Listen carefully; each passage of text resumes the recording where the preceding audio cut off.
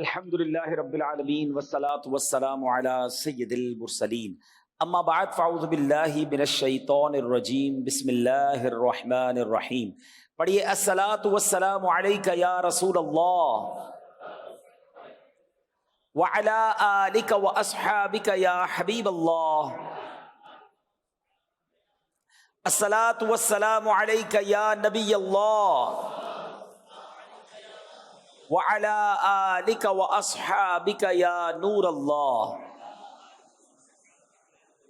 پیارے پیارے اسلامی بھائیوں اور مدنی چینل کے ناظرین، مدنی چینل کا سلسلہ حج تربیتی اجتماع شروع ہو چکا ہے. ماشاءاللہ پوری دنیا سے عاشقان رسول، خوش نصیب عاشقان رسول سفر حرمین کو جا رہے ہیں، جانے کی تیاریاں کر رہے ہیں، اور ہم میں کئی ایسے ہیں جو بلاوے کے منتظر ہیں اور شوق حرمین میں آج وہ بھی تربیت میں آئے ہیں یا مدنی چینل پر دیکھ رہے ہیں.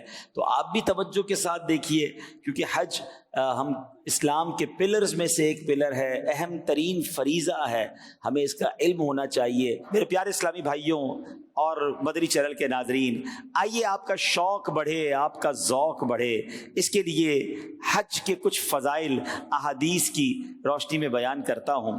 نبی پاک صلی اللہ تعالی علیہ وسلم کا فرمان عالی شان ہے، حاجی اپنے گھر والوں میں سے 400 کی شفاعت کرے گا اور گناہوں سے ایسا نکل جائے گا جیسے اس دن کی ماں کے پیٹ سے پیدا ہوا ہو.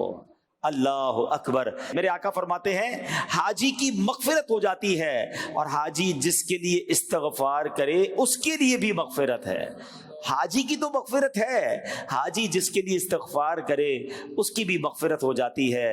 میرے آقا مدینے والے مصطفیٰ صلی اللہ تعالی علیہ وسلم فرماتے ہیں دیکھو حج پر جانا تو مغفرت والا ہے، جو اس سفر میں دنیا سے چلا جائے اس کے بارے میں میرے آقا کیا فرماتے ہیں، جو حج یا عمرے کے لیے نکلا اور راستے میں مر گیا اس کی پیشی نہیں ہوگی، نہ حساب ہوگا، اور اس سے کہا جائے گا ادخل الجنہ، یعنی تو جنت میں داخل ہو جا.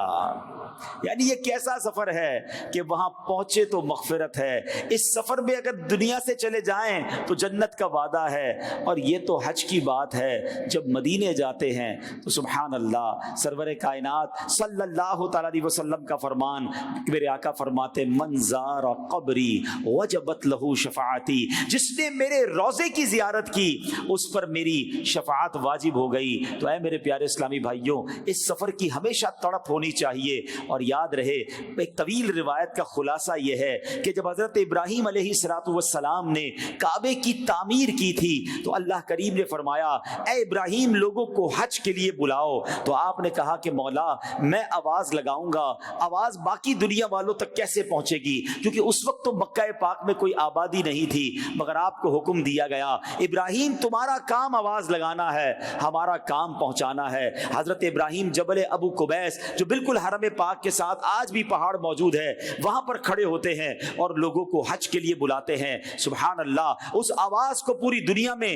اللہ کریم کی رحمت سے پہنچایا جاتا ہے. صرف دنیا میں موجود لوگوں نے نہیں بلکہ جو ماں کی پیٹ میں بچے تھے، باپوں کی پشت میں آنے والی اولاد تھی، ان سب نے اس آواز کو سنا، عالم ارواح میں روحوں نے سنا.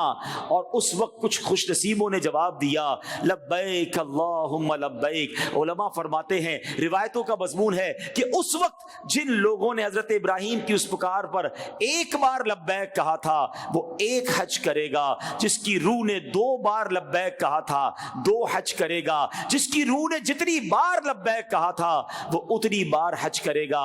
اے خوش نصیب حاجیوں تمہیں مبارک ہو جنہوں نے حج کر لیا، جو حج کو جا رہے ہیں. اللہ یہ سفر خیر و عافیت سے آپ کو نصیب فرمائے. اس کا مطلب یہ ہوا کہ ہم اللہ کا شکر ادا کرتے ہیں کہ ہماری روح نے ہزاروں سال پہلے حضرت ابراہیم علیہ السلام کی اس آواز پر لبیک کہا تھا.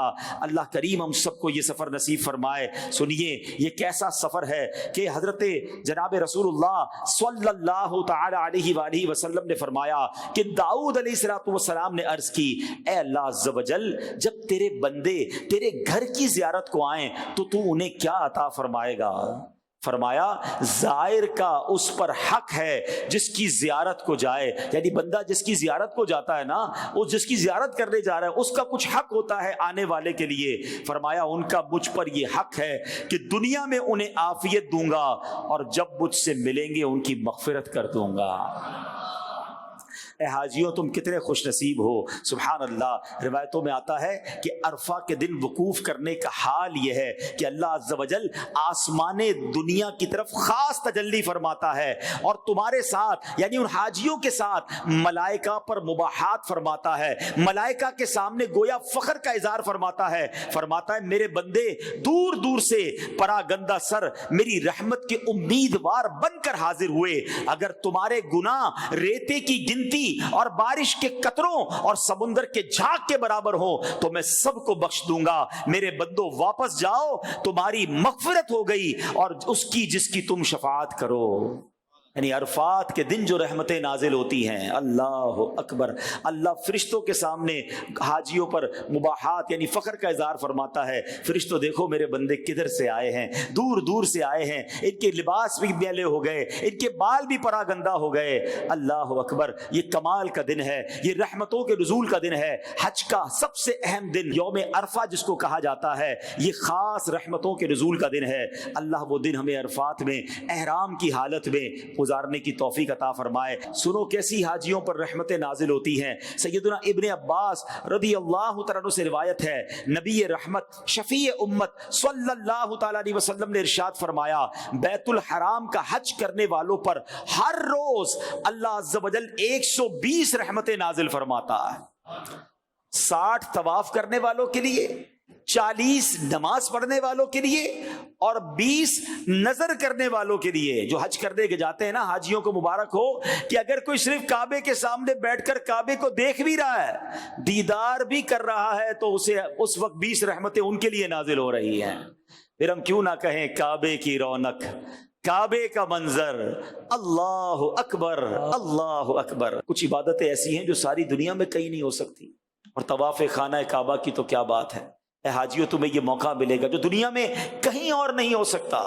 اس کی ایک روایت سنا دوں کہ نبی پاک صلی اللہ علیہ وسلم فرماتے ہیں، ترمذی شریف کی حدیث ہے، جس نے 50 مرتبہ طواف کیا گناہوں سے ایسا نکل گیا جیسا آج اپنی ماں سے پیدا ہوا ہو۔ آؤ میرے پیارے حاجیوں، اب حج اور عمرہ کرنے اگر جاتے ہیں تو کچھ نیتیں امیر اہل سنت نے عطا فرمائی ہیں۔ انما الاعمال بالنیات، یاد رکھیے اعمال کا دار و مدار نیتوں پر ہے۔ نیتیں بہت پیاری پیاری رفیق الحرمین کتاب میں موجود ہیں۔ میں چاہوں گا ہمارے عبدالحد بھائی رفیق الحرمین کا ڈسپلے کریں، یقین کریں یہ کتاب واقعی رفیق الحرمین ہے، یہ حرمین کی ساتھی ہے۔ ہر حاجی کے ہاتھ میں کتاب ہونی چاہیے، بلکہ میں تو مشورہ دوں گا کچھ زیادہ کتابیں لے لیں۔ لاکھوں روپے خرچ کر کے حج پر جا رہے ہیں، کم از کم 12 کتابیں یہ ساتھ لے جائیں۔ اس کتاب کا فائدہ یہ ہوگا، آپ کو بھی فائدہ دے گی، کسی حاجی کو آپ دے دیں گے، وہ بھی پڑھے گا تو انشاءاللہ اس کو فائدہ ہوگا۔ کیا خوبصورت نیتیں لکھی ہیں امیر اہل سنت نے، میں چند بیان کر دیتا ہوں، باقی 56 نیتیں آپ اس میں پڑھ سکتے ہیں۔ سب سے پہلی اور اہم ترین نیت یہ ہے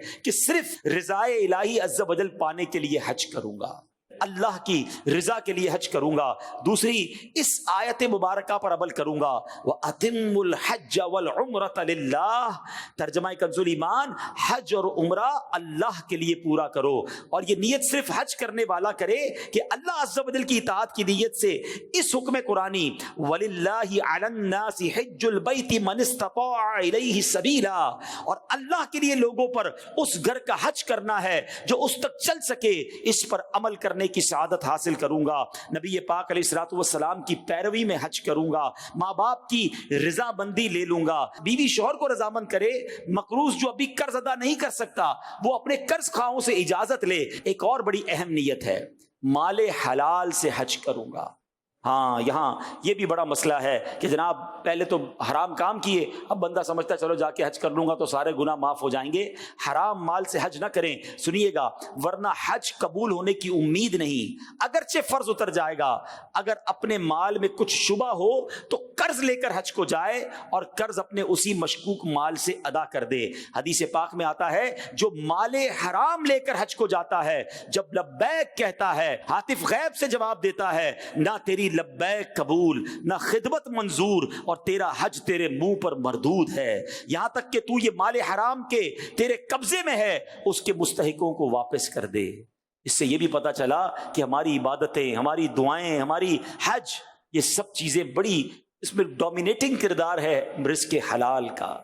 اپنی روزی کو چیک کیجئے، ہمیشہ رزق حلال کمائیے۔ ایک اور بڑی پیاری نیت امیر اہل سنت نے کروائی کہ سفر حج میں جو خریداری کروں گا اس میں بھاؤ کم کروانے سے بچوں گا۔ سبحان اللہ، سیدی اعلیٰ حضرت فرماتے ہیں کہ بھاؤ میں کمی کے لیے تکرار کرنا، بحث و تکرار، حجت کرنا، یہ بہتر ہے، ویسے کرنی چاہیے، لیکن اس چیز کے لیے جو سفر حج کے لیے خریدی جائے اس میں کمی نہ کروائے۔ اللہ نے بلایا اپنے گھر پہ، اس کا بھی بھلا ہو جائے، جیسے سامان خرید رہے ہیں تو یہاں بہتر ہے کہ جو حج کے لیے چیزیں خرید رہے ہیں اس میں بھاؤ تاؤ نہیں کروانا چاہیے۔ جاتے ہوئے یہ بھی نیت کر رہے ہیں کہ اپنے رشتہ داروں سے، دوستوں سے اپنے قصور معاف کرواؤں گا، دعا کے لیے کہوں گا، کوئی غلطی ہو گئی تو ان سے معافی مانگ لیں، دل صاف کروا کے جائیں۔ اچھا، ایک اور بڑی پیاری نیت یہ ہے کہ ضرورت سے زائد اخراجات رکھ لیں۔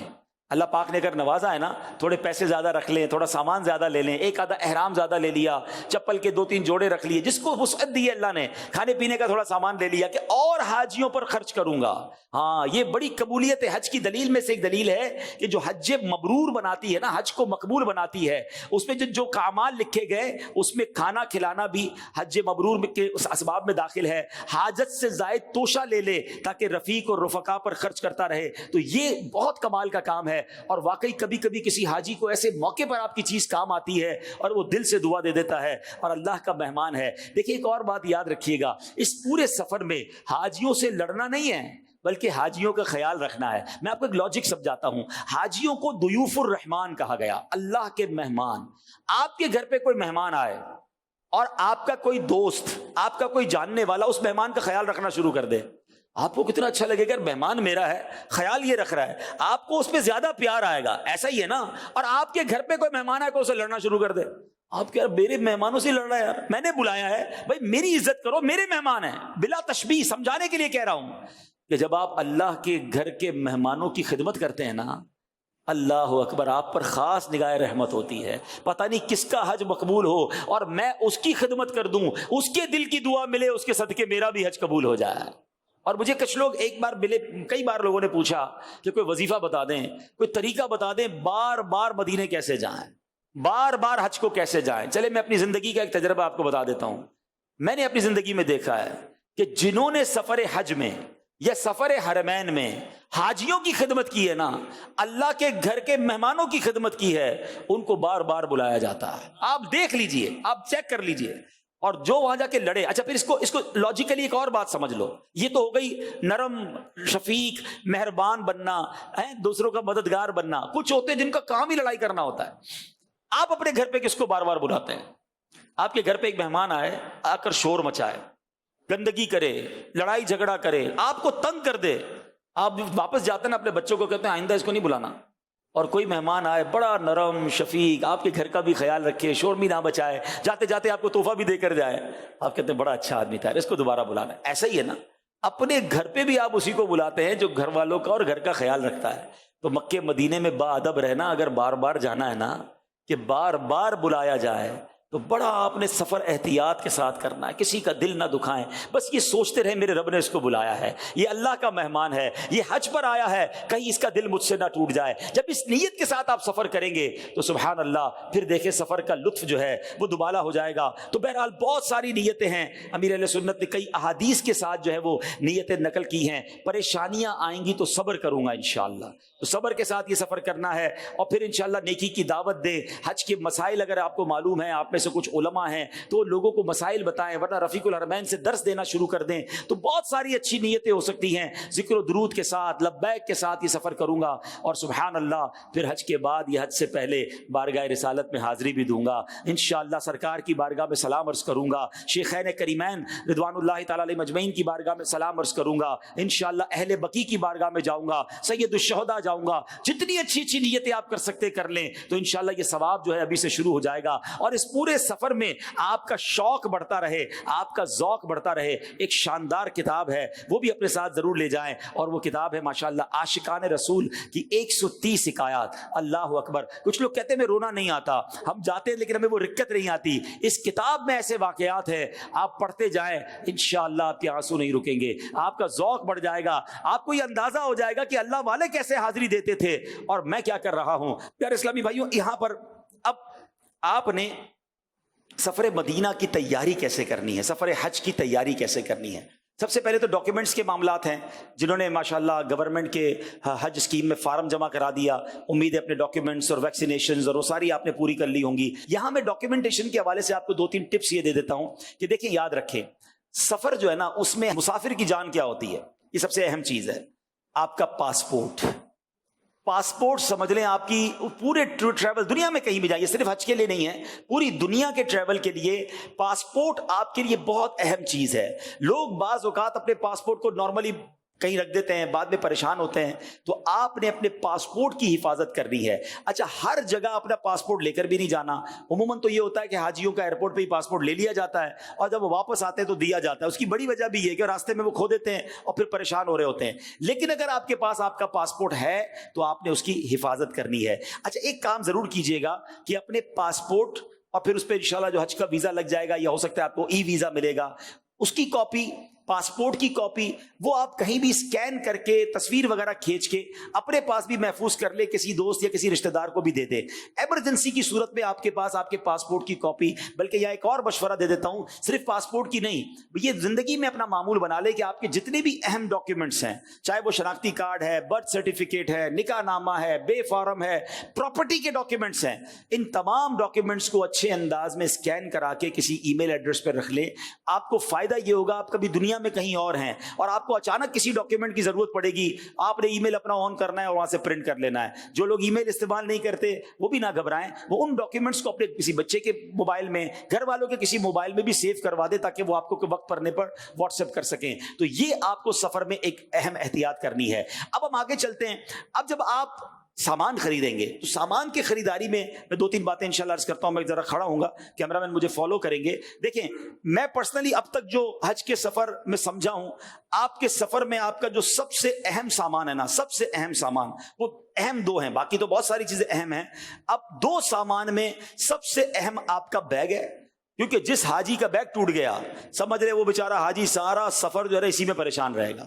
تو بیگ بڑا اہم ہے. اور چپل جو ہے نا, سمجھ لیں آپ کے پیر ہیں. اگر آپ کے چپل ٹھیک ہے تو پھر تو ٹھیک ہے, لیکن اگر آپ کے چپل جو ہے اگر وہ آپ کو کاٹ رہے ہیں, چپل آپ کو تکلیف پہنچا رہے ہیں, تو آپ بڑی تکلیف میں ہیں. تو اس کے لیے میں 2-3 مشورے دے دیتا ہوں. آج کل یہ جو بیگ آنے لگے ہیں 4 ٹائر والے بیگ کہلاتے ہیں نا. اچھا, یہ ضروری نہیں کہ اسی برانڈ کا لیں یا اسی طریقے کا لیں, یہ ہارڈ ٹاپ کہلاتا ہے, جو سخت جس کو کہ اوپر سے ہوتا ہے. کچھ سافٹ ٹاپ بھی ہوتے ہیں جو کپڑے کے ہوتے ہیں. دونوں ٹھیک ہیں, مضبوط ضرور ہونا چاہیے. یعنی آپ اپنے ذہن میں یہ پلان بنا لیں کہ میرے بھرے ہوئے بیگ کو 12 بار اٹھا کر پھینکا جائے گا, کیا یہ زندہ رہے گا, کیا یہ سلامت رہے گا, یہ دیکھ کر بیگ خریدے. بعض اوقات پرانا گھر میں کوئی بیگ پڑا ہوتا ہے, بہت عرصے سے سفر کیا نہیں ہوتا, کہا چلو اسی کو لے جاتے ہیں. دیکھیں, کراچی سے لاہور جانا اور ہے, اور حج پر جانا اور ہے, بیرون ملک سفر کرنا اور ہے. یہ ایئرپورٹس پر اٹھا کے پھینکا جاتا ہے. ہم نے دیکھا ایئرپورٹ کے بیلٹ پر کسی حاجی کا بیگ پھٹا ہوا ہوتا ہے, کسی کا چین ٹوٹی ہوئی ہوتی ہے, کسی کا ہینڈل نکل جاتا ہے. اب وہ حاجی اس بیگ کو چلائے کیسے؟ یقین کرے بہت بڑی تکلیف ہو جاتی ہے. 2 باتیں ہیں, ایک تو بیگ مضبوط ہو, اور خدارہ بیگ کو بھی سانس لینے دیں. بعض اوقات بیگ میں اتنا سامان ڈالتے ہیں کہ بعض اوقات 2 بندے اوپر بیٹھتے پھر جا کے چین بند ہوتی ہے. تو جب آپ کسی بیگ کو پہلے ہی اتنا بھر دیں گے تو اس کے تو ٹوٹنے کے پہلے ہی چانس ہو گئے ہیں. اگر آپ کا سامان زیادہ ہے تو 2 بیگ لے لیں, ایک ہی بیگ میں سارے جہان کا سامان ڈالنا ہے یہ نہ کریں. رسیوں سے باندھ رہے ہوتے کیونکہ چین بند نہیں ہو رہی ہوتی. جس کو رسیوں سے باندھا ہے تو کبھی بھی اس نے احتجاج کر دینا ہے نا. تو بیگ کے ساتھ اگر آپ نے زیادتی کی تو خود تیار رہیے بڑی آزمائش کے لیے, اور وہاں پھر آپ کو ریالوں میں بیگ خریدنا پڑے گا. ابھی آپ اچھا کوالٹی کا بیگ لیں اور اس کی چین اچھی ہو, اس کی مضبوطی اچھی ہو, اس کا ہینڈل اچھا ہو, اور اس کے ٹائر اچھے ہوں. اچھا, کچھ لوگ کہتے ہیں یار میں, کیونکہ گاؤں گوٹ کے لوگ بھی ہوتے ہیں, پنجاب کے ماشاءاللہ تگڑے بھی آئے ہیں, وہ کہتے ہیں اسی ٹائر والے نہیں تو ویسے ہی بیگ اٹھا لیں گے. ایک بات یاد رکھیں, جو آپ ہاتھ والا بیگ اٹھاتے ہیں نا, اگر وہ 15 کلو کا ہے اور اللہ نے آپ کو جان بھی دی ہے, آپ تھوڑی دیر اٹھا لیں گے. لیکن اگر آپ کو اسی بیگ کو گرمی کے عالم میں 4 کلومیٹر لے کے چلنا پڑا نا, آپ نہیں کر سکیں گے. کبھی کبھی نوبت آ سکتی ہے آپ کو بیگ لے کے کیری کرنے کی. تو بیگ ہمیشہ ٹرالی والا ہونا چاہیے. اچھا, اب پہلے تو 2 ٹائر والی ٹرالی آتی تھی تو بیگ یوں لے کر ہم چلتے تھے, یہ بھی ٹھیک تھا, لیکن اس پہ بھی ہاتھ پہ بوجھ آتا تھا. لیکن جب سے یہ 4 ٹائر والا بیگ آیا, اس کا فائدہ یہ کہ اب آپ بھی چل رہے ہیں اور آپ کا بیگ بھی آپ کے ساتھ چل رہا ہے, تو اس سے آپ کو بہت زیادہ آسانی ہو جاتی ہے. تو کوئی بھی بیگ لیں وہ 4 ٹائر والا لیں, بیگ کی اچھی کوالٹی دیکھ لیجیے گا. اچھا, یہ مین چیز میں نے بتائی. دوسری اہم چیز ہے آپ کے چپل. دیکھیں ہمارا پرابلم پتہ ہے کیا ہے, کہ ہم میں سے ایک تو بہت بڑی تعداد پیدل چلتی نہیں ہے. میں ایک اور مشورہ دیتا ہوں حاجیوں کو کہ اب آپ نے, جب تک آپ کی فلائٹ نہیں ہے, روزانہ 2 سے 3 کلومیٹر چلنا شروع کر دیں. ورنہ وہاں جا کر جو چلتا ہے تو کبھی اس کے پیر میں چھالے, کبھی اس کی بہت جگہوں پر ریشز ہو جاتے ہیں, بڑی تکلیف میں حاجی نظر آتے ہیں, کیونکہ ان کی عادت ہی نہیں ہوتی ہر جگہ موٹر سائیکل پہ جانا ہے. تو آپ اچھی اچھی نیتوں کے ساتھ, یہ بھی ایک حج کی تیاری ہے, آپ انشاءاللہ فریش بھی فیل کریں گے, آپ کی صحت بھی اچھی ہو جائے گی. تسبیح ہاتھ میں لے کے 2-3 کلومیٹر چل رہے ہیں تو 500,000 بار درود پاک بھی ہو جائے گا, ٹھیک ہے نا. تو آپ پیدل چلنا شروع کر دیں تاکہ آپ کی پیدل چلنے کی عادت ہو جائے. نمبر 1. نمبر 2, ایک غلطی یہ کرتے ہیں کہ بندہ چپل لیتا ہے بڑے اچھے والے اور اس کو پیک کر کے رکھتا ہے, کہتا ہے یہ تو وہاں استعمال کروں گا, اور اس کو کھولتا ہے جس دن حج کرنے جا رہا ہے. جیسی چپل پہنے, ایئرپورٹ پر ہی چپل نے کاٹنا شروع کر دیا, جدہ پہنچتے پہنچتے تو پیر پہ چھالا ہو گیا, مکے پہنچے تو اب دوسرے چپل ڈھونڈنے نکلے. آپ اپنے لیے فیملیئر, یعنی وہ چپل جو آپ کے پیر کو مافق آتے ہیں, آسان ہیں, سافٹ ہیں, آپ اس کو خریدیں اور اس کو پہن کے یہیں چلنا شروع کر دیں. نہیں پسند آ رہا چینج کر لے. دوبارہ کہتا ہوں, یہاں روپیز میں ملیں گے, وہاں ریالوں میں ملیں گے, اور وہاں آپ کی پسند کا ملے ضروری نہیں ہے. یہاں ایک مشورہ ضرور دوں گا, ان 2 چیزوں میں کنجوسی مت کرنا. سستا روئے بار بار اور مہنگا روئے ایک بار. تو مہنگا لے لیں, اچھا لے لیں, کوالٹی کا لے لیں. چپل پہ بھی یہی کیجیے گا, چپل بھی آپ کو 50-100 روپے کی بھی مل جائے گی اور 500 روپے کی بھی ملے گی, لیکن یہ چپل آپ نے کام آئے گی, آپ کو بہت چلنا ہے, چلنا ہی چلنا ہے, اور کام کیا ادھر. اچھا, چپل جو پسند آ جائے نا پہلے چیک کر لیں, وہ دوسری 1 جوڑی اور رکھ لیں, کہ یہ بھی کھو گئی تو پھر کدھر جائیں گے. تو جو آپ کے پیر کو مناسب ہے ایسی آپ نے 1 سے زائد چپل اپنے لیے رکھ لینی ہے تاکہ آپ کو کام آئے. الحمدللہ میں یہ بھی دیکھا کہ کچھ حاجی ایسی چپل جو اپنے پیروں کو کام آتی ہے وہ مینا عرفات کے لیے الگ رکھ لیتے ہیں, کیونکہ وہاں زیادہ چلنا ہے, تو وہ آپ پھر بے شک اس وقت نکال کر پہن لیجئے گا. تو یہ 2 چیزیں ہو گئی. تیسری چیز احرام. احرام میں ایک مسٹیک کیا کرتے ہیں حاجی, کہ گئے احرام کی دکان پہ کہا احرام دے دو, اس نے احرام دیا, احرام پیک کیا, بیگ میں ڈال لیا, ٹھیک ہے. اب حج والے دن, جس دن فلائٹ ہے اس دن کھولا, ارے یہ تو میرے سائز کا ہی نہیں ہے. آپ نے تو پیکٹ اٹھا کے لے آئے تھے. آپ نے احرام لے کر بھی پہننا ہے, اپنے گھر میں پہننا ہے, اس کو چیک کر لینا ہے, بلکہ ہو سکے تو وہاں بھی کھول کے آپ اس کے سامنے دیکھ لیں, کیونکہ ہر طرح کا بندہ ہوتا ہے, کسی کا قد لمبا ہے تو کسی کا قد چھوٹا ہے, کوئی ماشاءاللہ ہیلدی ہے, تو اس کو اپنی جسامت کے مطابق احرام لینا ہوگا نا. آپ احرام لیں اور اس کو اس احرام کی دکان بھی پہلے اپنے لیے چیک کر لیں. نمبر 1.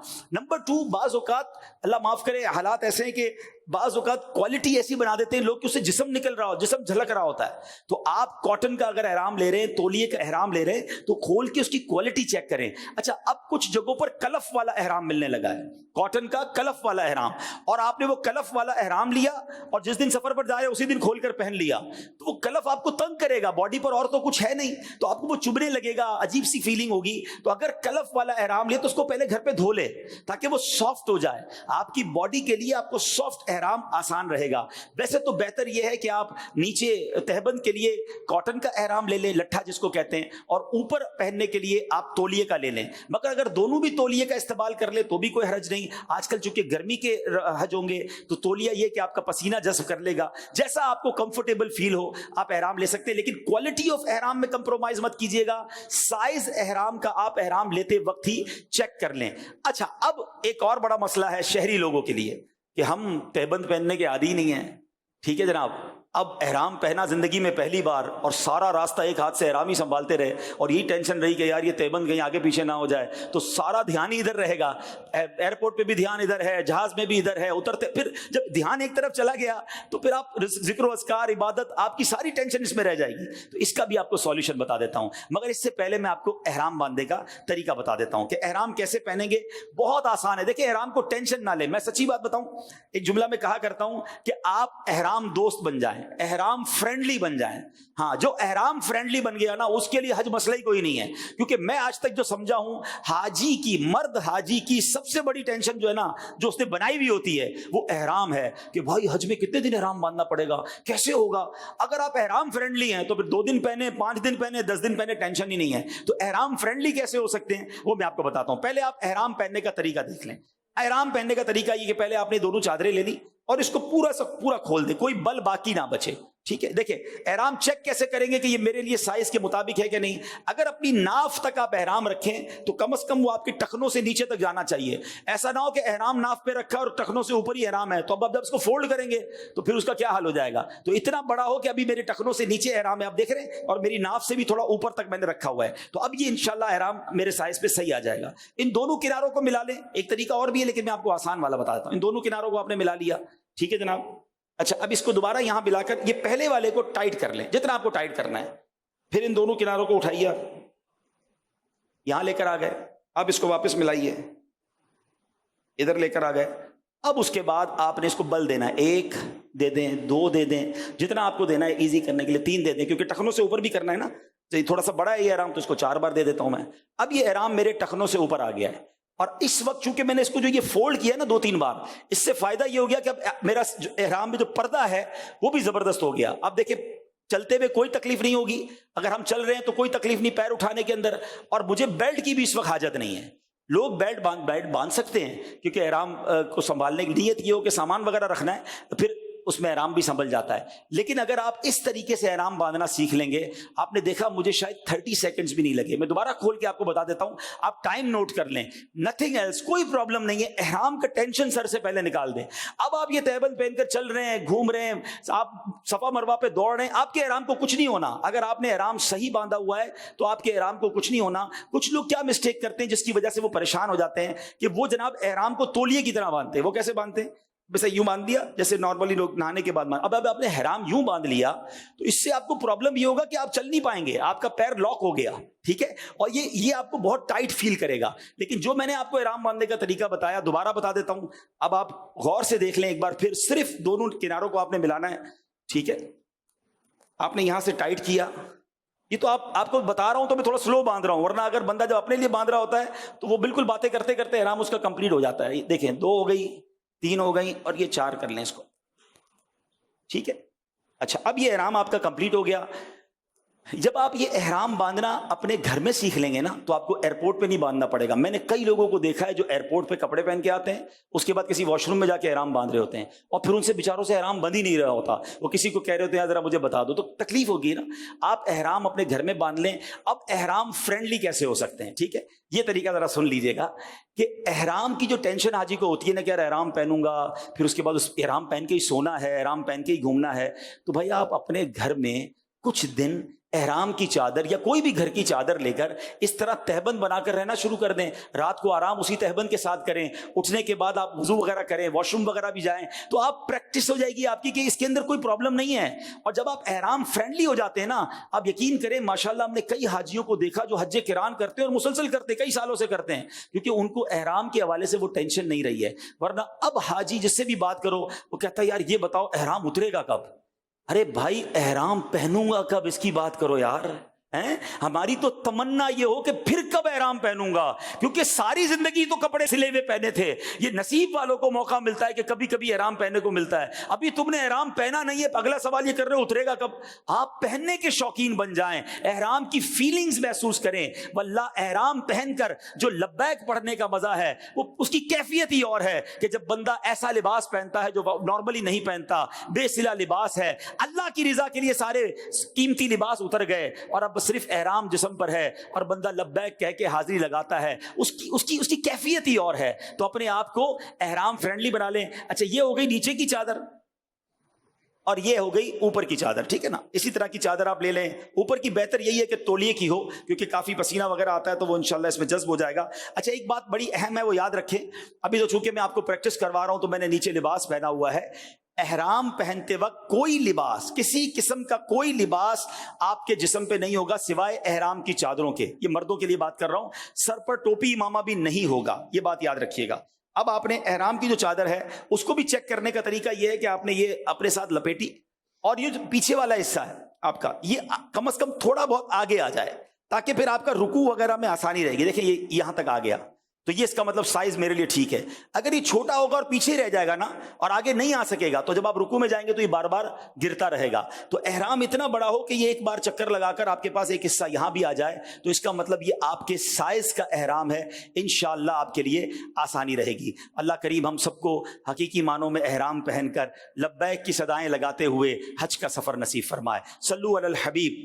اچھا ایک اور سامان کی اہم چیز, یہ اسکول بیگ کہہ لیں جس کو, ٹھیک ہے, یہ بیگ بڑا ہے, اس میں چھوٹا بھی ہوتا ہے, جیسے بچے اسکول لے جاتے ہیں. اسکول بیگ لیتے ہوئے آپ نے جو اس کے کاندھے ہیں, جس کو کاندھے میں ہم پہنتے ہیں, یہ سائڈ پر سافٹ فوم ہونا چاہیے. یہ بالکل ٹھیک ہے, یہ بہت اچھا ہے. اور بھی کوالٹیز کے آپ لے سکتے ہیں. تو اس میں کیا فائدہ ہوگا کہ آپ جب مینا عرفات جائیں گے تو اب آپ نے اس بیگ کو پہن لینا ہے, ٹھیک ہے. اب اس بیگ کو جب آپ نے پہن لیا, ایک کاندھے پہ بھی رکھ سکتے ہیں, دو کاندھوں پہ رکھ لیں, آپ کے ہاتھ فری ہو گئے. اب آپ تسبیح پڑھ رہے ہیں, اب چل رہے ہیں, آپ کو کوئی پرابلم نہیں ہے. لیکن اگر بنا عرفات میں آپ نے ہاتھ میں کوئی بیگ لیا, وہ بے شک 5 کلو کا ہے, وہ آپ کو 50 کلو کا محسوس ہوگا. جب تھکن کا عالم ہوگا تو آپ اس کو نہیں اٹھا سکیں گے. تو آپ یہ اسکول بیگ ضرور لیں, یہ آپ کے بنا عرفات کا ساتھی ہوگا. اس میں آپ اپنی ضرورت کی چیزیں ڈال سکتے ہیں, دوائی ڈال سکتے ہیں, ایک آدھی چادر ڈال سکتے ہیں, چپل کی جوڑی ڈال لیں گے آپ. اس میں رفیق الحرمین اور کتابیں الگ کسی پاکٹ میں رکھ لیں گے یا اپنے ساتھ ہاتھ میں رکھ لیں گے. تو یہ آپ کو بیگ بہت کام دے گا. کچھ نمکو یا بسکٹ وغیرہ ساتھ لے لیا آپ نے, تو آپ کا یہ چھوٹا موٹا سامان 2-3 دن کے لیے جو آپ مینا عرفات جاتے ہیں اس کے لیے یہ بیگ آپ کو بڑا کام دے گا. جی عبداللہ بھائی. ہاں اچھا, اب یہ احرام کا بیلٹ, میں سچی بات ہے بالکل بیلٹ فیل نہیں کر رہا ہوں, مجھے ضرورت ہے, لیکن ظاہر پاسپورٹ یا کوئی چیز مسواک رکھنی ہے, اور سامان رکھنا ہے, موبائل فون رکھنا ہے, تو ایک بیلٹ ایسا ہو. تو بیلٹ لیتے وقت بھی آپ نے ایک احتیاط کیا کرنی ہے. دیکھیں یہ بیلٹ آج کل بڑے اچھے آنے لگے ہیں پچھلے کئی سالوں سے. اس کو کچھ بھی بیگ کہہ لیں, ٹریولر بیگ کہلاتا ہے, ویسے تو یہ بیلٹ کہلاتا ہے. یہ دیکھیں اس کلپ کے ساتھ یہ بند ہوگا اور یہ کلپ کے ساتھ کھل جائے گا. اور اس بیلٹ کا فائدہ یہ ہے کہ یہ بیلٹ کے آگے آپ کے پاس سامان رکھنے کی کافی گنجائش ہوتی ہے. ورنہ کچھ بیلٹ ہوتے ہیں جو بڑے ٹائٹ ہو جاتے ہیں اور اس میں سامان رکھنے کی پراپر گنجائش نہیں ہوتی. بلکہ بعض اوقات تو یہ بھی دیکھا کہ بیلٹ ایسے ہوتے ہیں سامان نکالنے کے لیے بیلٹ پہلے اتارنا پڑتا ہے, اتنا ٹائٹ ہوتا ہے وہ بیلٹ. تو یہ کیا ہوگا, آپ کا بیلٹ بھی بندہ رہے گا اور آپ نے موبائل نکالنا ہے, مسواک شریف نکالنی ہے, کوئی بھی چیز ہے آپ کی, یہاں آپ اس کو رکھ سکتے ہیں. تو اس طرح کا کوئی بھی آپ بیلٹ لے لیں, لیکن اس میں بھی کوالٹی اچھی ہو, اور احتیاطاً ایک بیلٹ بھی ایکسٹرا رکھ لیں تاکہ سفر میں ٹوٹ جائے گا تو دوبارہ عرض کرتا ہوں یہاں روپیز میں مل جائے گا, پھر وہاں آپ کو ریالوں میں خریدنا ہوگا. تو یہ سب چیزیں ہو گئی. آپ نے اگر گلاسز پہنتے ہیں, ٹھیک ہے, جن کی گلاسز کی عادت ہے, چشمے پہنتے ہیں, وہ اپنے ایکسٹرا چشمے ضرور لے جائیں. وہاں آپ کو آپ کے نمبر کا چشمہ آسانی سے نہیں ملے گا. ایک کی جگہ 2, 2 کی جگہ 3 لے جائیں. اچھا واپس گھر پہ ہی آئے گا نا بھائی, تو یہ جگہ زیادہ نہیں گھیرتا. دوائیں اپنی ساتھ لے جائیں, جو ضرورت کی چیزیں ہیں میں انشاءاللہ مزید وہ بیان کر دیتا ہوں. تو بہرحال یہ 3-4 چیزیں جو بڑی اہم ہیں, جس میں عموماً لوگ کمپرومائز کر جاتے ہیں, یعنی وہ اس پہ سمجھوتا کر لیتے ہیں کہ چل جائے گا, بعد میں یہ آپ کو پرابلم ہو جائے گی. تو ان باتوں کا آپ نے ضرور خیال رکھنا ہے انشاءاللہ. صلو علی الحبیب.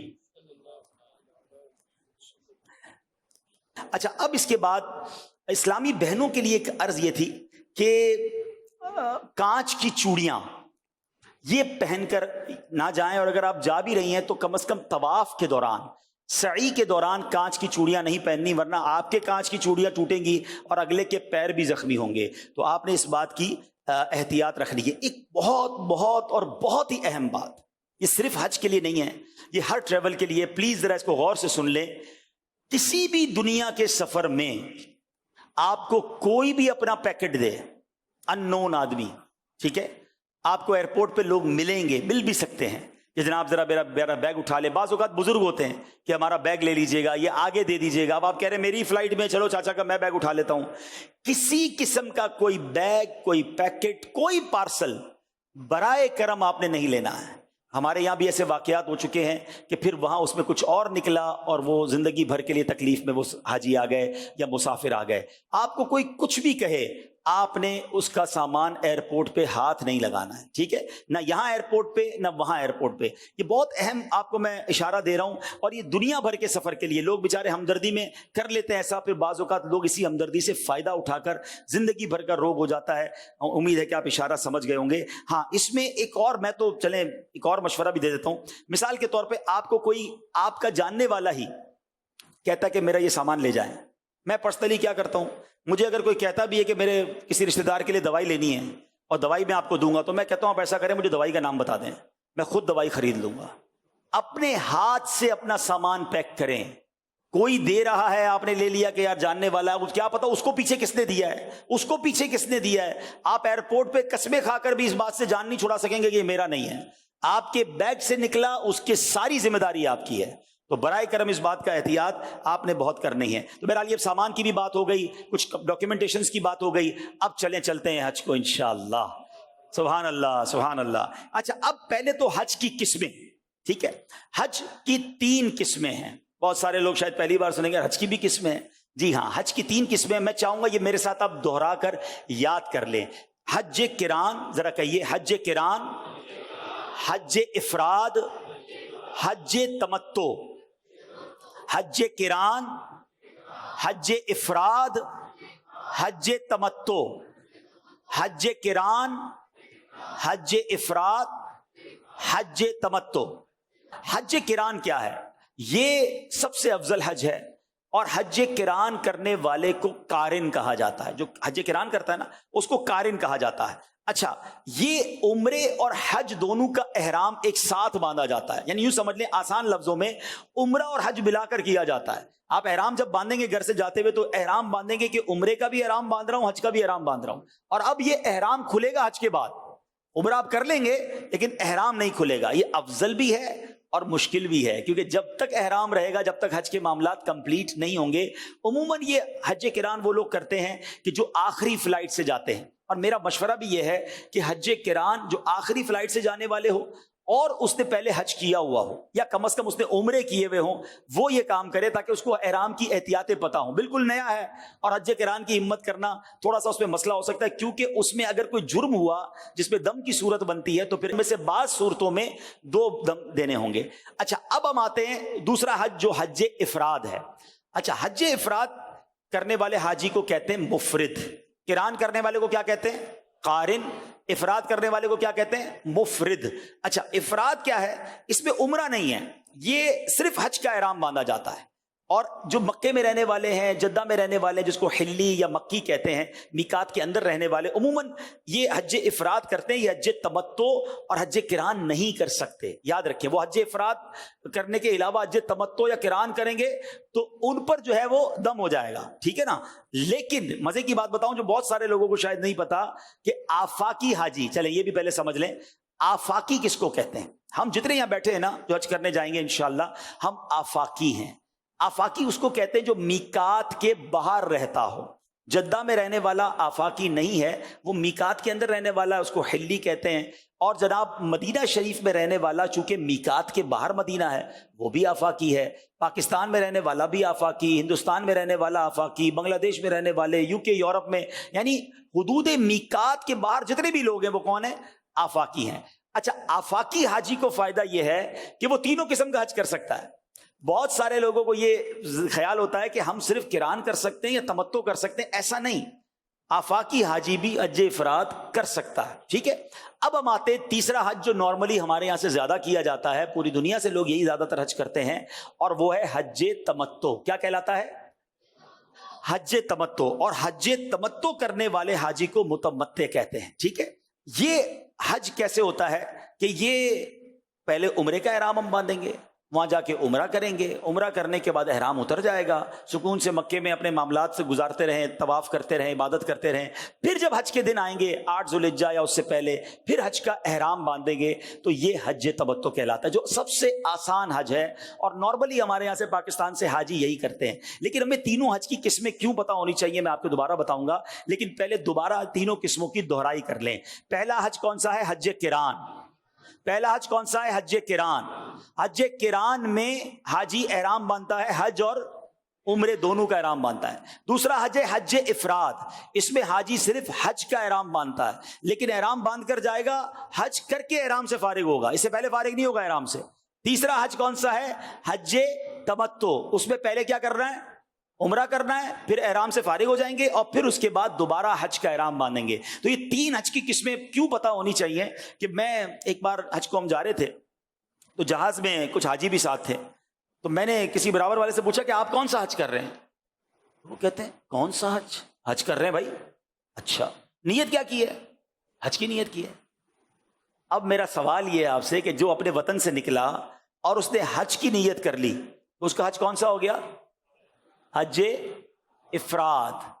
حاجی افراد حج میں حج کی نیت ہی کرتا ہے نا. قران میں کون سی نیت کرے گا؟ حج اور عمرے دونوں کی. اور جو تمتع کرے گا وہ کون سی نیت کرے گا؟ उम्रे की।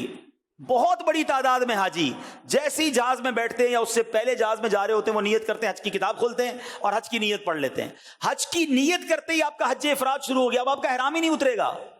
बहुत कम लोगों को पता है हज तमत्तो करने वाले हाजियों को उम्रे की नियत करनी है। अब एक बार मैंने कहा उनको, भाई आप उम्रे की नियत करें। कहा हाजी साहब हज पे जा रहे हैं, आप हमें उम्रे की नियत करा रहे हो।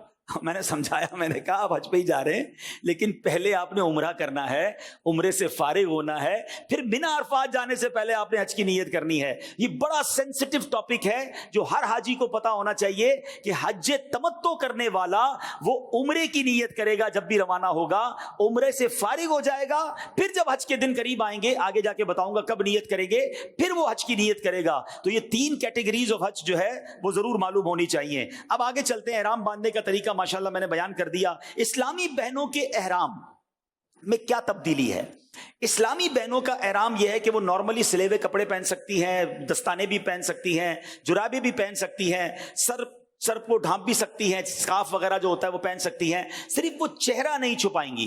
बाकी नॉर्मल कपड़ों में वो ihram उनका समझ ले शुरू हो सकता है। बाज़ औक़ात कुछ सिले सिलाए स्पेशल कपड़े मिलते हैं कि ये ihram की चादरें हैं या ihram के कपड़े हैं। तो चूंकि इस्लामी भाई ihram खरीदते हैं तो इस्लामी बहनें समझती हैं हमने भी ihram खरीदना है, तो इस्लामी बहनों को कोई एक्स्ट्रा ihram की यूं समझे कि चीजें लेने की जरूरत नहीं है। वो ihram नॉर्मल जो घर के कपड़े हैं उसमें भी नियत कर सकती हैं, सिर्फ वो चेहरा जो है अपना नहीं छुपाएंगी। अब उसके तरीके हैं कि चेहरा गैर मर्दों से छुपाने के लिए कोई किताब वगैरह, कोई पंखा वगैरह आगे रख लें, कोई पी कैप वाली कुछ इस्लामी बहनें कोशिश करती है कि टोपी वगैरह के करके उसके आगे निकाब सिलवा लेते हैं, लेकिन उसमें एक प्रॉब्लम होता है कि जब तेज हवा चलती है तो वो निकाब चेहरे से टकरा सकता है। तो अगर आपने ये वाला निजाम किया तो फिर आपने और भी एहतियात करनी होगी कि चेहरे से कपड़ा जो है वो मस्त ना हो। मुफ्ती साहब कुछ फरमाएं।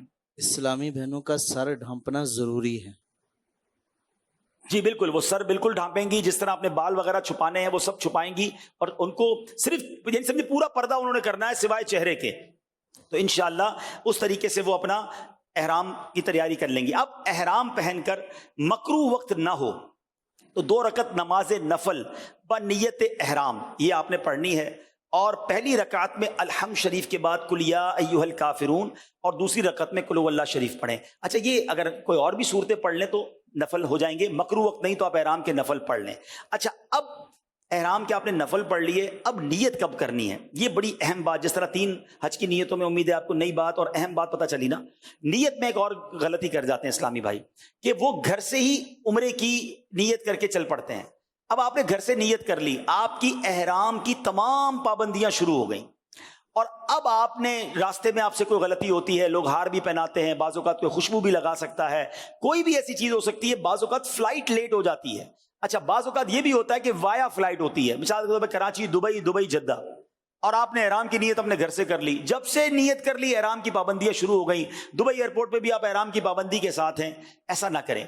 आप ihram की चादरें पहनना और है, नियत करना और है। अब चादरें बेशक पहन ले अगर आपने पहननी है, तो नियत आप कब करेंगे कि जब आपका जहाज टेक ऑफ हो जाए, और अब ये जहाज डायरेक्ट जद्दा ही जा रहा है। ये भी याद रहे, जद्दा जाने वालों ने ihram पहनना है, मदीना जाने वालों ने नहीं। इनके पास ये भी वाकयात हैं कि कराची मदीना फ्लाइट है और लोग ihram पहन के आ गए हैं। भाई क्या हो गया, कहाँ जा रहे हैं? कहाँ? मदीने जा रहे हैं। ihram वो हज पे पहनना होता है ना। ये भी नहीं पता हाजियों को कि ihram किधर के लिए पहनना है। नियत कब करनी है? कि जब आपका जहाज सुए जद्दा रवाना हो जाए, टेक ऑफ हो जाए, जहाज जैसे ही टेक ऑफ हो जाए, हमवार हो जाए, आप पहले नियत कर लें। आपने नियत जब भी करनी है उसके बाद कम से कम 1 बार लब्बैक कहना लाजमी है।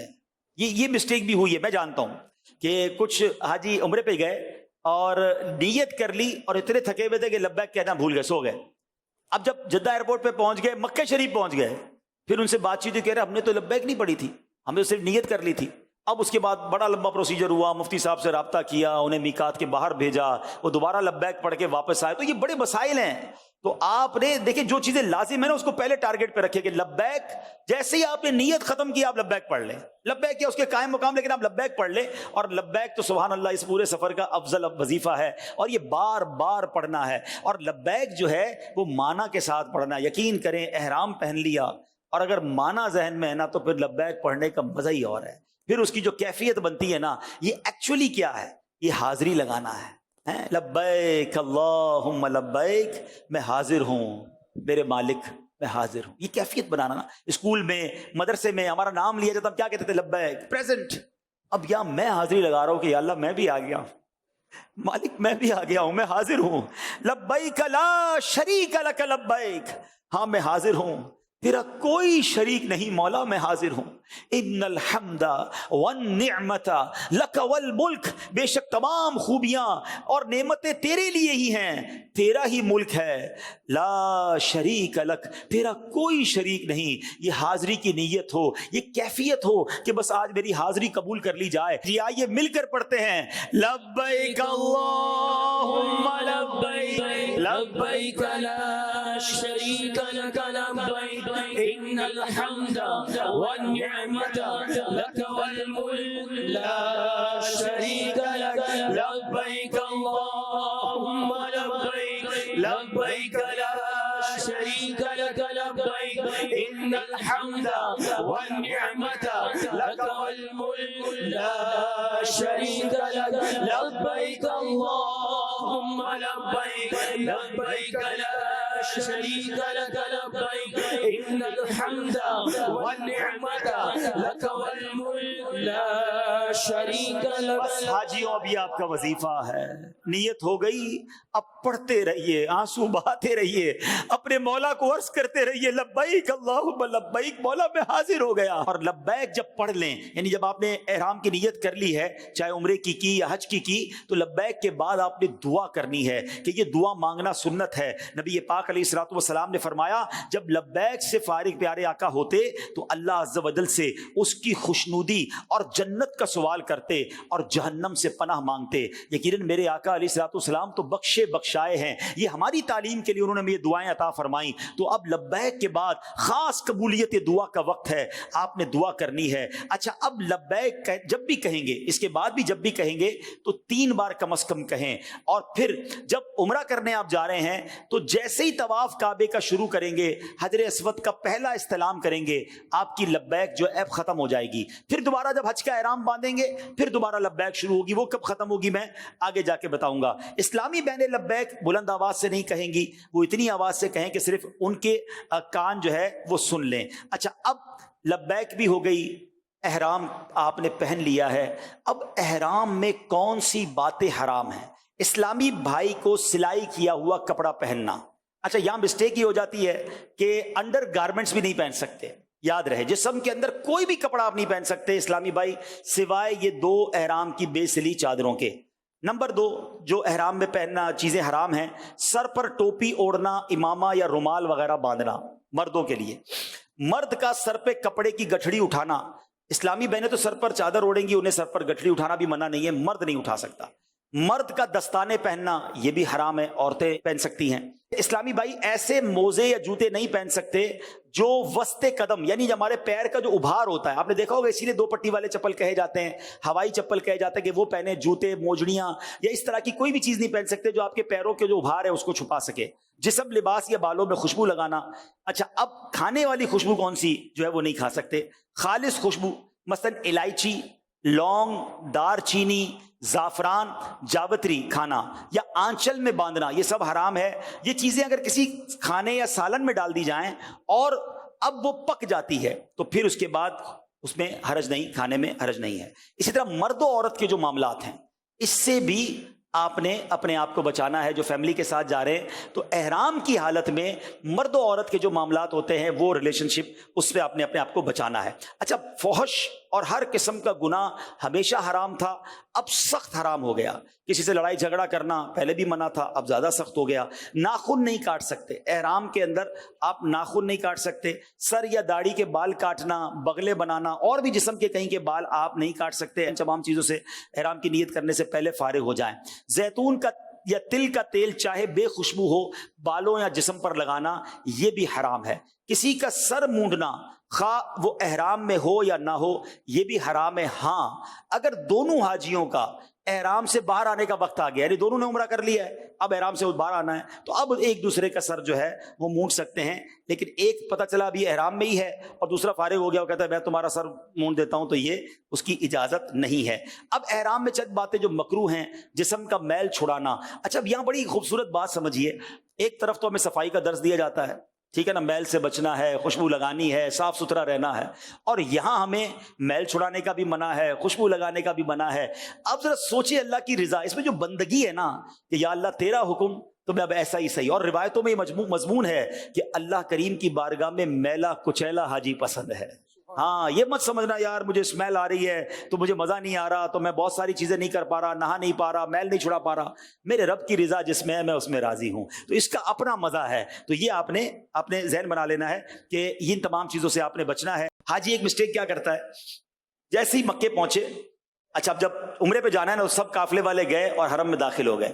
زندگی میں پہلی بار آئے ہیں, نہ مکے کے راستے پتہ نہ ہوٹل کا نام پتہ. اچھا ایک بات آپ کو بتا دوں کہ مکہ پاک کے حرم کے تقریباً گیٹ ایک جیسے ہیں. اب گیا ایک گیٹ سے عمرہ کر کے نکلا, اور ویسے ہی دوسرے گیٹ سے نکلنا پڑے گا, کیونکہ اب آپ کو وہ نکالیں گے اس مروہ سے.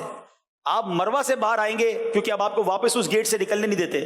تو آپ جب باہر نکلے تو آپ کے سامنے دنیا ہی دوسری ہوگی, عمارتیں بھی دوسری, گلیاں بھی دوسری, آپ ہوٹل کیسے پہچانیں گے؟ تو یہ دیکھیں ہر بندے کے لیے آسان نہیں ہوتا. سب علاقے ایک جیسے نظر آ رہے ہوتے ہیں, حرم کے دروازے ایک جیسے, رش کا عالم.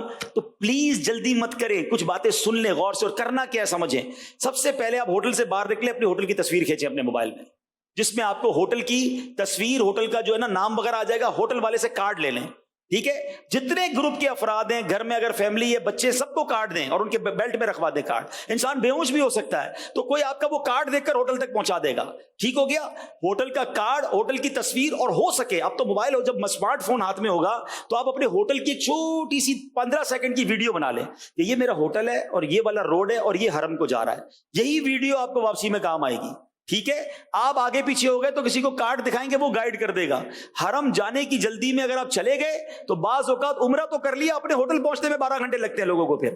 تو یہ نہیں ہونا چاہیے. اب آپ حرم پاک میں داخل ہوں گے انشاءاللہ. سبحان اللہ. جی ہاں, یہ بھی بڑا اچھا بتا دیا, اب تو لوکیشن کا زمانہ ہے. آپ اپنے ہوٹل کا لوکیشن ہی سیو کر لیں, جن کو لوکیشن آتی ہے کہ بھائی میرے ہوٹل کا لوکیشن کیا, تو آپ لوکیشن لگا کے خود ہی پہنچ جائیں گے. بالکل صحیح بتایا. بہرحال تھوڑی چیزیں سیکھ لیجئے گا. کچھ لوگ جن کو اسمارٹ فون وغیرہ کا چلانا نہیں آتا, اب چونکہ اس بار حاجی کے لیے اسمارٹ فون لازم قرار دے دیا گیا ہے, تو 2-3 اہم چیزیں جو ہیں یہ آپ سیکھ کر جائیے گا. گھر میں ماشاءاللہ ایسے بچے وغیرہ ہوتے ہیں جو سکھا دیں گے آپ کو, تو آپ انشاءاللہ ایزی رہیں گے. بہرحال اب وہ وقت آ گیا ہے کہ کعبے کا دیدار کرنا ہے. ہائے ہائے ہائے, واللہ واللہ واللہ, ساری زندگی اگر تصویروں میں کعبہ دیکھا ہے نا, ویڈیوز میں دیکھا ہے, وہ اور ہے. آج بھی, بلکہ میں کہوں جس نے 1000 بار بھی کعبہ دیکھا ہے نا, جب وہ کعبے کے سامنے جاتا ہے نا, تھوڑی دیر کے لیے تو ہکا بکا رہ جاتا ہے. اس کو تھوڑی دیر تو یقین ہی نہیں آتا میں کدھر آ گیا ہوں, کیا میں واقعی کعبے کے سامنے ہوں. اپنی اوقات نظر آتی ہے, اتنی سی اوقات ہو جاتی کہ میں کدھر آ گیا, اتنی رحمت والی جگہ, اللہ کا گھر میرے سامنے, کریم کے در پر آ گیا. ایک کیفیت بنتی ہے. تو بس اب ایک کیفیت ہو کہ چلا ہوں ایک مجرم کی طرح میں جانب کعبہ, آنکھیں جھکی ہوں, لبیک کی صدائیں ہوں, حرم پاک میں جب داخل ہوں, سبحان اللہ. تو اب مسجد میں جب داخل ہوں گے تو بسم اللہ والسلام علی رسول اللہ, اللہم افتح لی ابواب رحمتک, یہ پڑھنے کے بعد آپ مسجد میں داخل ہوں. جیسے ہی داخل ہو تو اعتکاف کی نیت کر لیں, اور اب یاد رہے کہ یہاں ایک نیکی 1,00,000 نیکی کے برابر ہے. انشاءاللہ 1,00,000 اعتکاف کا ثواب ملے گا. ہم حرم پاک میں زمزم وغیرہ بھی پیتے ہیں, تو اعتکاف کی نیت نہیں ہوگی تو یہ درست نہیں ہوگا. تو جب بھی مکہ پاک میں, مدینہ طیبہ میں, حرمین طیبین میں داخل ہوں تو اعتکاف کی نیت کر لیں. اب کعبہ مشرفہ کے قریب جائیں, اور جیسے ہی کعبہ مشرفہ پر پہلی نظر پڑے تو 3 بار پڑھیں لا الہ الا اللہ واللہ اکبر, پھر درود شریف پڑھے اور پھر دعا مانگے. کعبے پر جو پہلی نظر پڑتی ہے اس وقت جو دعا مانگی جاتی ہے وہ دعا قبول ہوتی ہے. آپ چاہے تو یہ بھی دعا مانگ سکتے ہیں, یا اللہ میں جب بھی کوئی جائز دعا مانگا کروں اس میں بہتری ہو تو وہ قبول ہوا کرے. حضرت علامہ شامی رحمت اللہ تعالی علیہ نے فقہائے کرام کے حوالے سے لکھا, کعبہ مشرفہ پر پہلی نظر پڑتے وقت جنت میں بے حساب داخلے کی دعا مانگی جائے اور درود شریف پڑھا جائے. اللہ کریم ہمیں دل کھول کر کعبے کے سامنے کھڑے ہو کر دعا مانگنا نصیب فرمائے. اعلیٰ حضرت کا وہ شعر کتنا پیارا ہے, وہ ہو سکے تو وہ پڑھ لیجئے گا کہ یا الہی جو دعائیں نیک ہم تجھ سے کریں, یا الہی جو دعائیں نیک ہم تجھ سے کریں, قدسیوں کے لب سے آمین اور ربنا کا ساتھ ہو. تو اب तवाफ के लिए तैयार हो जाएं। हजर अस्वद किस तरफ है देख लीजिएगा, ग्रीन लाइट्स जो हैं वो आपको इंशाल्लाह रहनुमाई कर देंगी। एक छोटी सी एनिमेशन है जो तवाफ का तरीका है, अगर हमारे एडिटर भाई वो चला दें तो जरा आपको थोड़ा सा देखना आसान हो जाएगा कि कैसे आपने जाकर काबे के करीब कैसे खड़े होकर तवाफ शुरू करना है। आइए देखते हैं। सबसे पहले मर्द जो हैं, जब आप उम्रे या हज का तवाफ करेंगे, एहराम के साथ जब भी तवाफ करेंगे तो इस्तिबा कर लें, यानी सीधा कांधा जो है वो हम खोल लेंगे।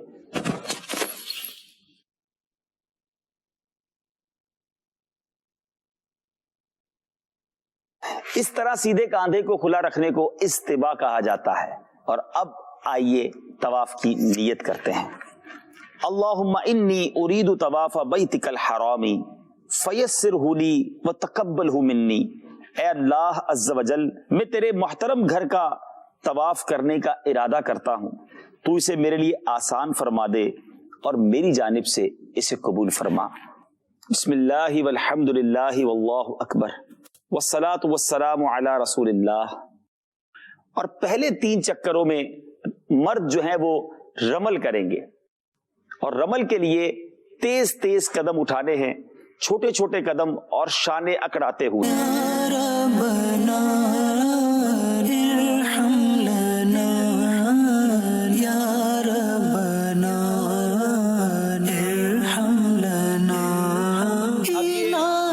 अब देख रहे हैं कि 3 चक्कर जो है, वीडियो अगर चलते रहने दें, 3 चक्कर जो हैं ये तवाफ के रमल करेंगे, यानी छाने खोलकर अकड़ते हुए जिस तरह चलना होता है। अगर रश बहुत है और बंदे से बंदा टकरा रहा है तो फिर आप रमल को रोक देंगे, जब आपको थोड़ी सी स्पेस मिलेगी तो आप रमल करेंगे और पहले 3 चक्कर में रमल करेंगे, बाकी 4 चक्कर जो है आप बिल्कुल नॉर्मल चलते हुए तवाफ करेंगे। अब हर चक्कर में हजर अस्वद का बोसा देना है। वैसे तो बोसा देना है, लेकिन अब रश इतना होता है कि बोसा नहीं दिया जा सकता, तो उसकी सीध में आकर इस्तिलाम करना है। दोनों हाथों को इस तरह उठाना है कि आपने दोनों हथेलियां और उनके बीच में मुंह रखकर आपने इस तरह हाथ उठाकर करना है। और सुभान अल्लाह, बोसा मिल जाए तो क्या बात है, वरना यहां पर आपने ये पढ़ना है बिस्मिल्लाहि वल्हम्दुलिल्लाहि वल्लाहु अकबर वस्सलातु वस्सलामु अला रसूलिल्लाह।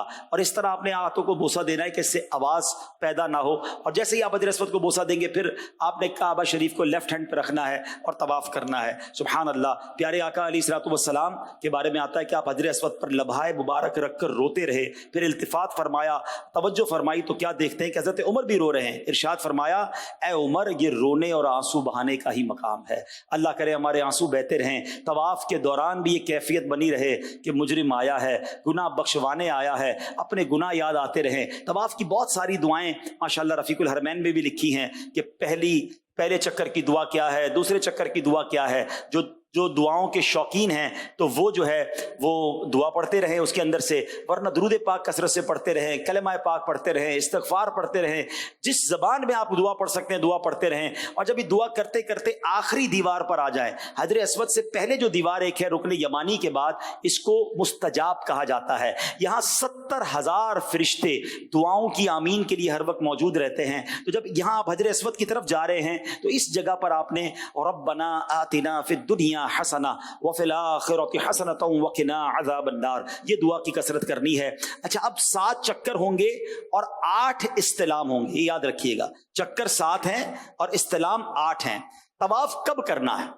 देखें, तवाफ वैसे तो हज के दिनों में रश ही रश होता है, लेकिन नॉर्मली हमने ये देखा है कि अगर आप रात 12 बजे के बाद जाएं तो 12 से लेकर रात 2-2:30 बजे तक नॉर्मल, जिसके साथ खास तौर पे फैमिलीज वगैरह हैं, वो उस वक्त चले जाएं तो आपको रश कुछ कम मिलेगा।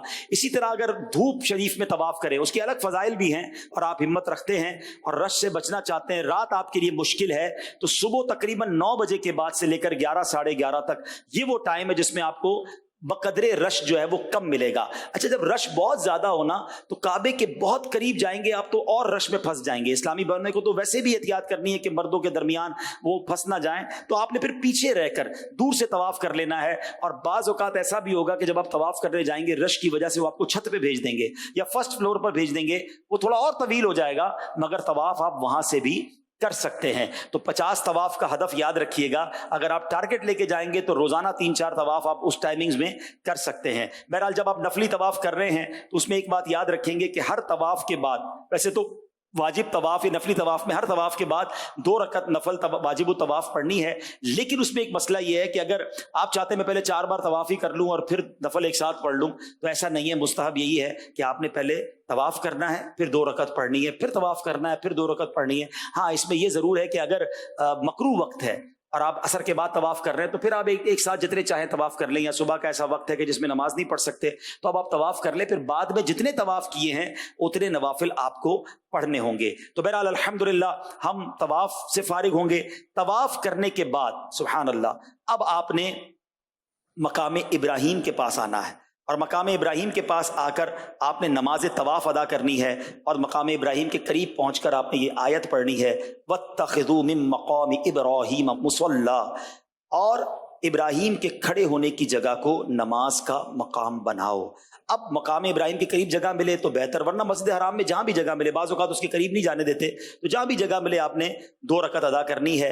ये नमाज वाजिब है, कोई मजबूरी ना हो तो तवाफ़ के फ़ौरन बाद पढ़ना सुन्नत है। अच्छा, अक्सर लोग कंधा खुला रख के वो नमाज पढ़ रहे होते हैं, क्योंकि आपने एहराम में सीधा कांधा खोला था, तो अब एहराम ख़त्म, अब सीधा कांधा खोलना नहीं है। कुछ लोग पूरे सफ़र में कांधा खुला रखते हैं क्योंकि उन्होंने शायद कोई तस्वीर देख ली है, तो ऐसा नहीं है, सिर्फ तवाफ़ के दौरान कांधा खुला रहेगा, उसके बाद आप कांधा अपना ढक लेंगे, और नमाज पढ़ते वक्त भी आपने कांधे को ढक लेना है, इस्तिबा खत्म कर देना है। उसके बाद अब आपने मुल्तजम पर आना है। मुल्तजम क्या है? हजर अस्वद और अल्लाह के घर का दरवाजा, बाबे रहमा जिसको कहते हैं, बाबे काबा कहते हैं, इसके दरमियान एक जगह है।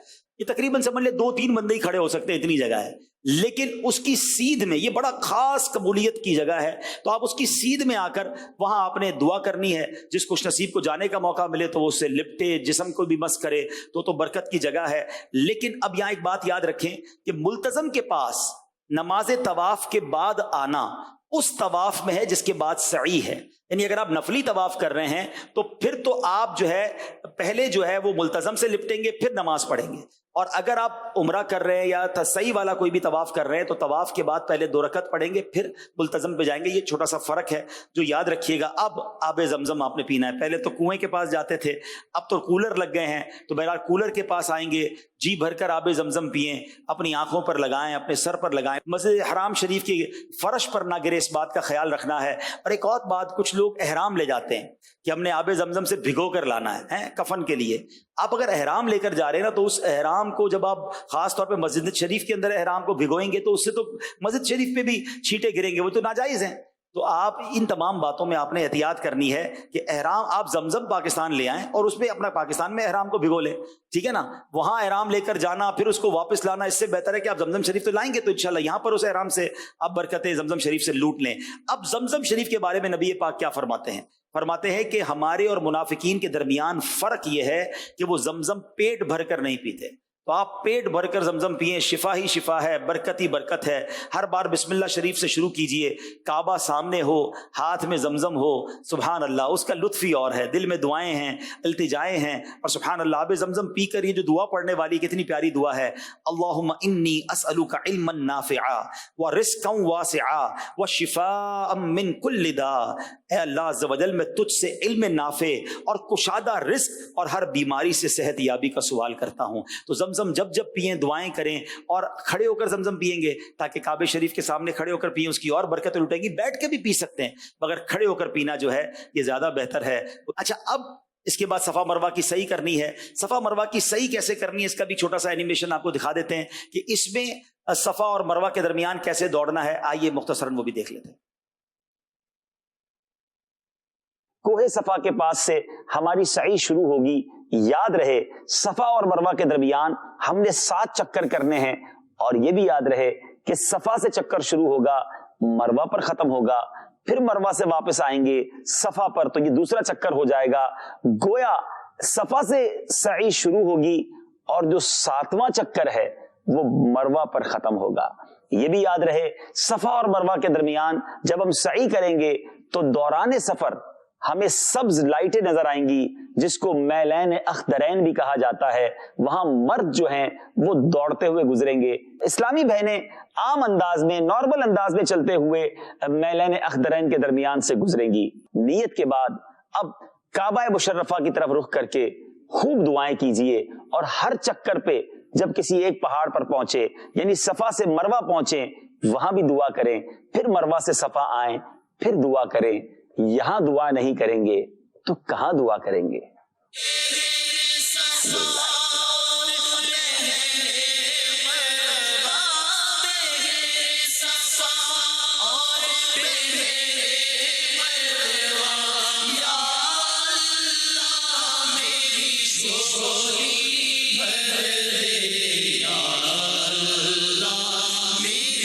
جیسے ہی سبز لائٹ میلین اخضرین آئیں گے تو اب دوڑنا شروع کر دیں گے،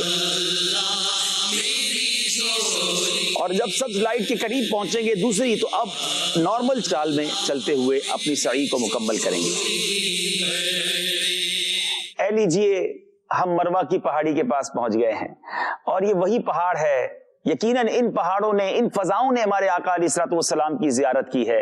اب آپ کا ایک چکر پورا ہو گیا ہے، آئیے پھر کعبہ شریف کی طرف رخ کیجئے اور دعاؤں میں مشغول ہو جائیے.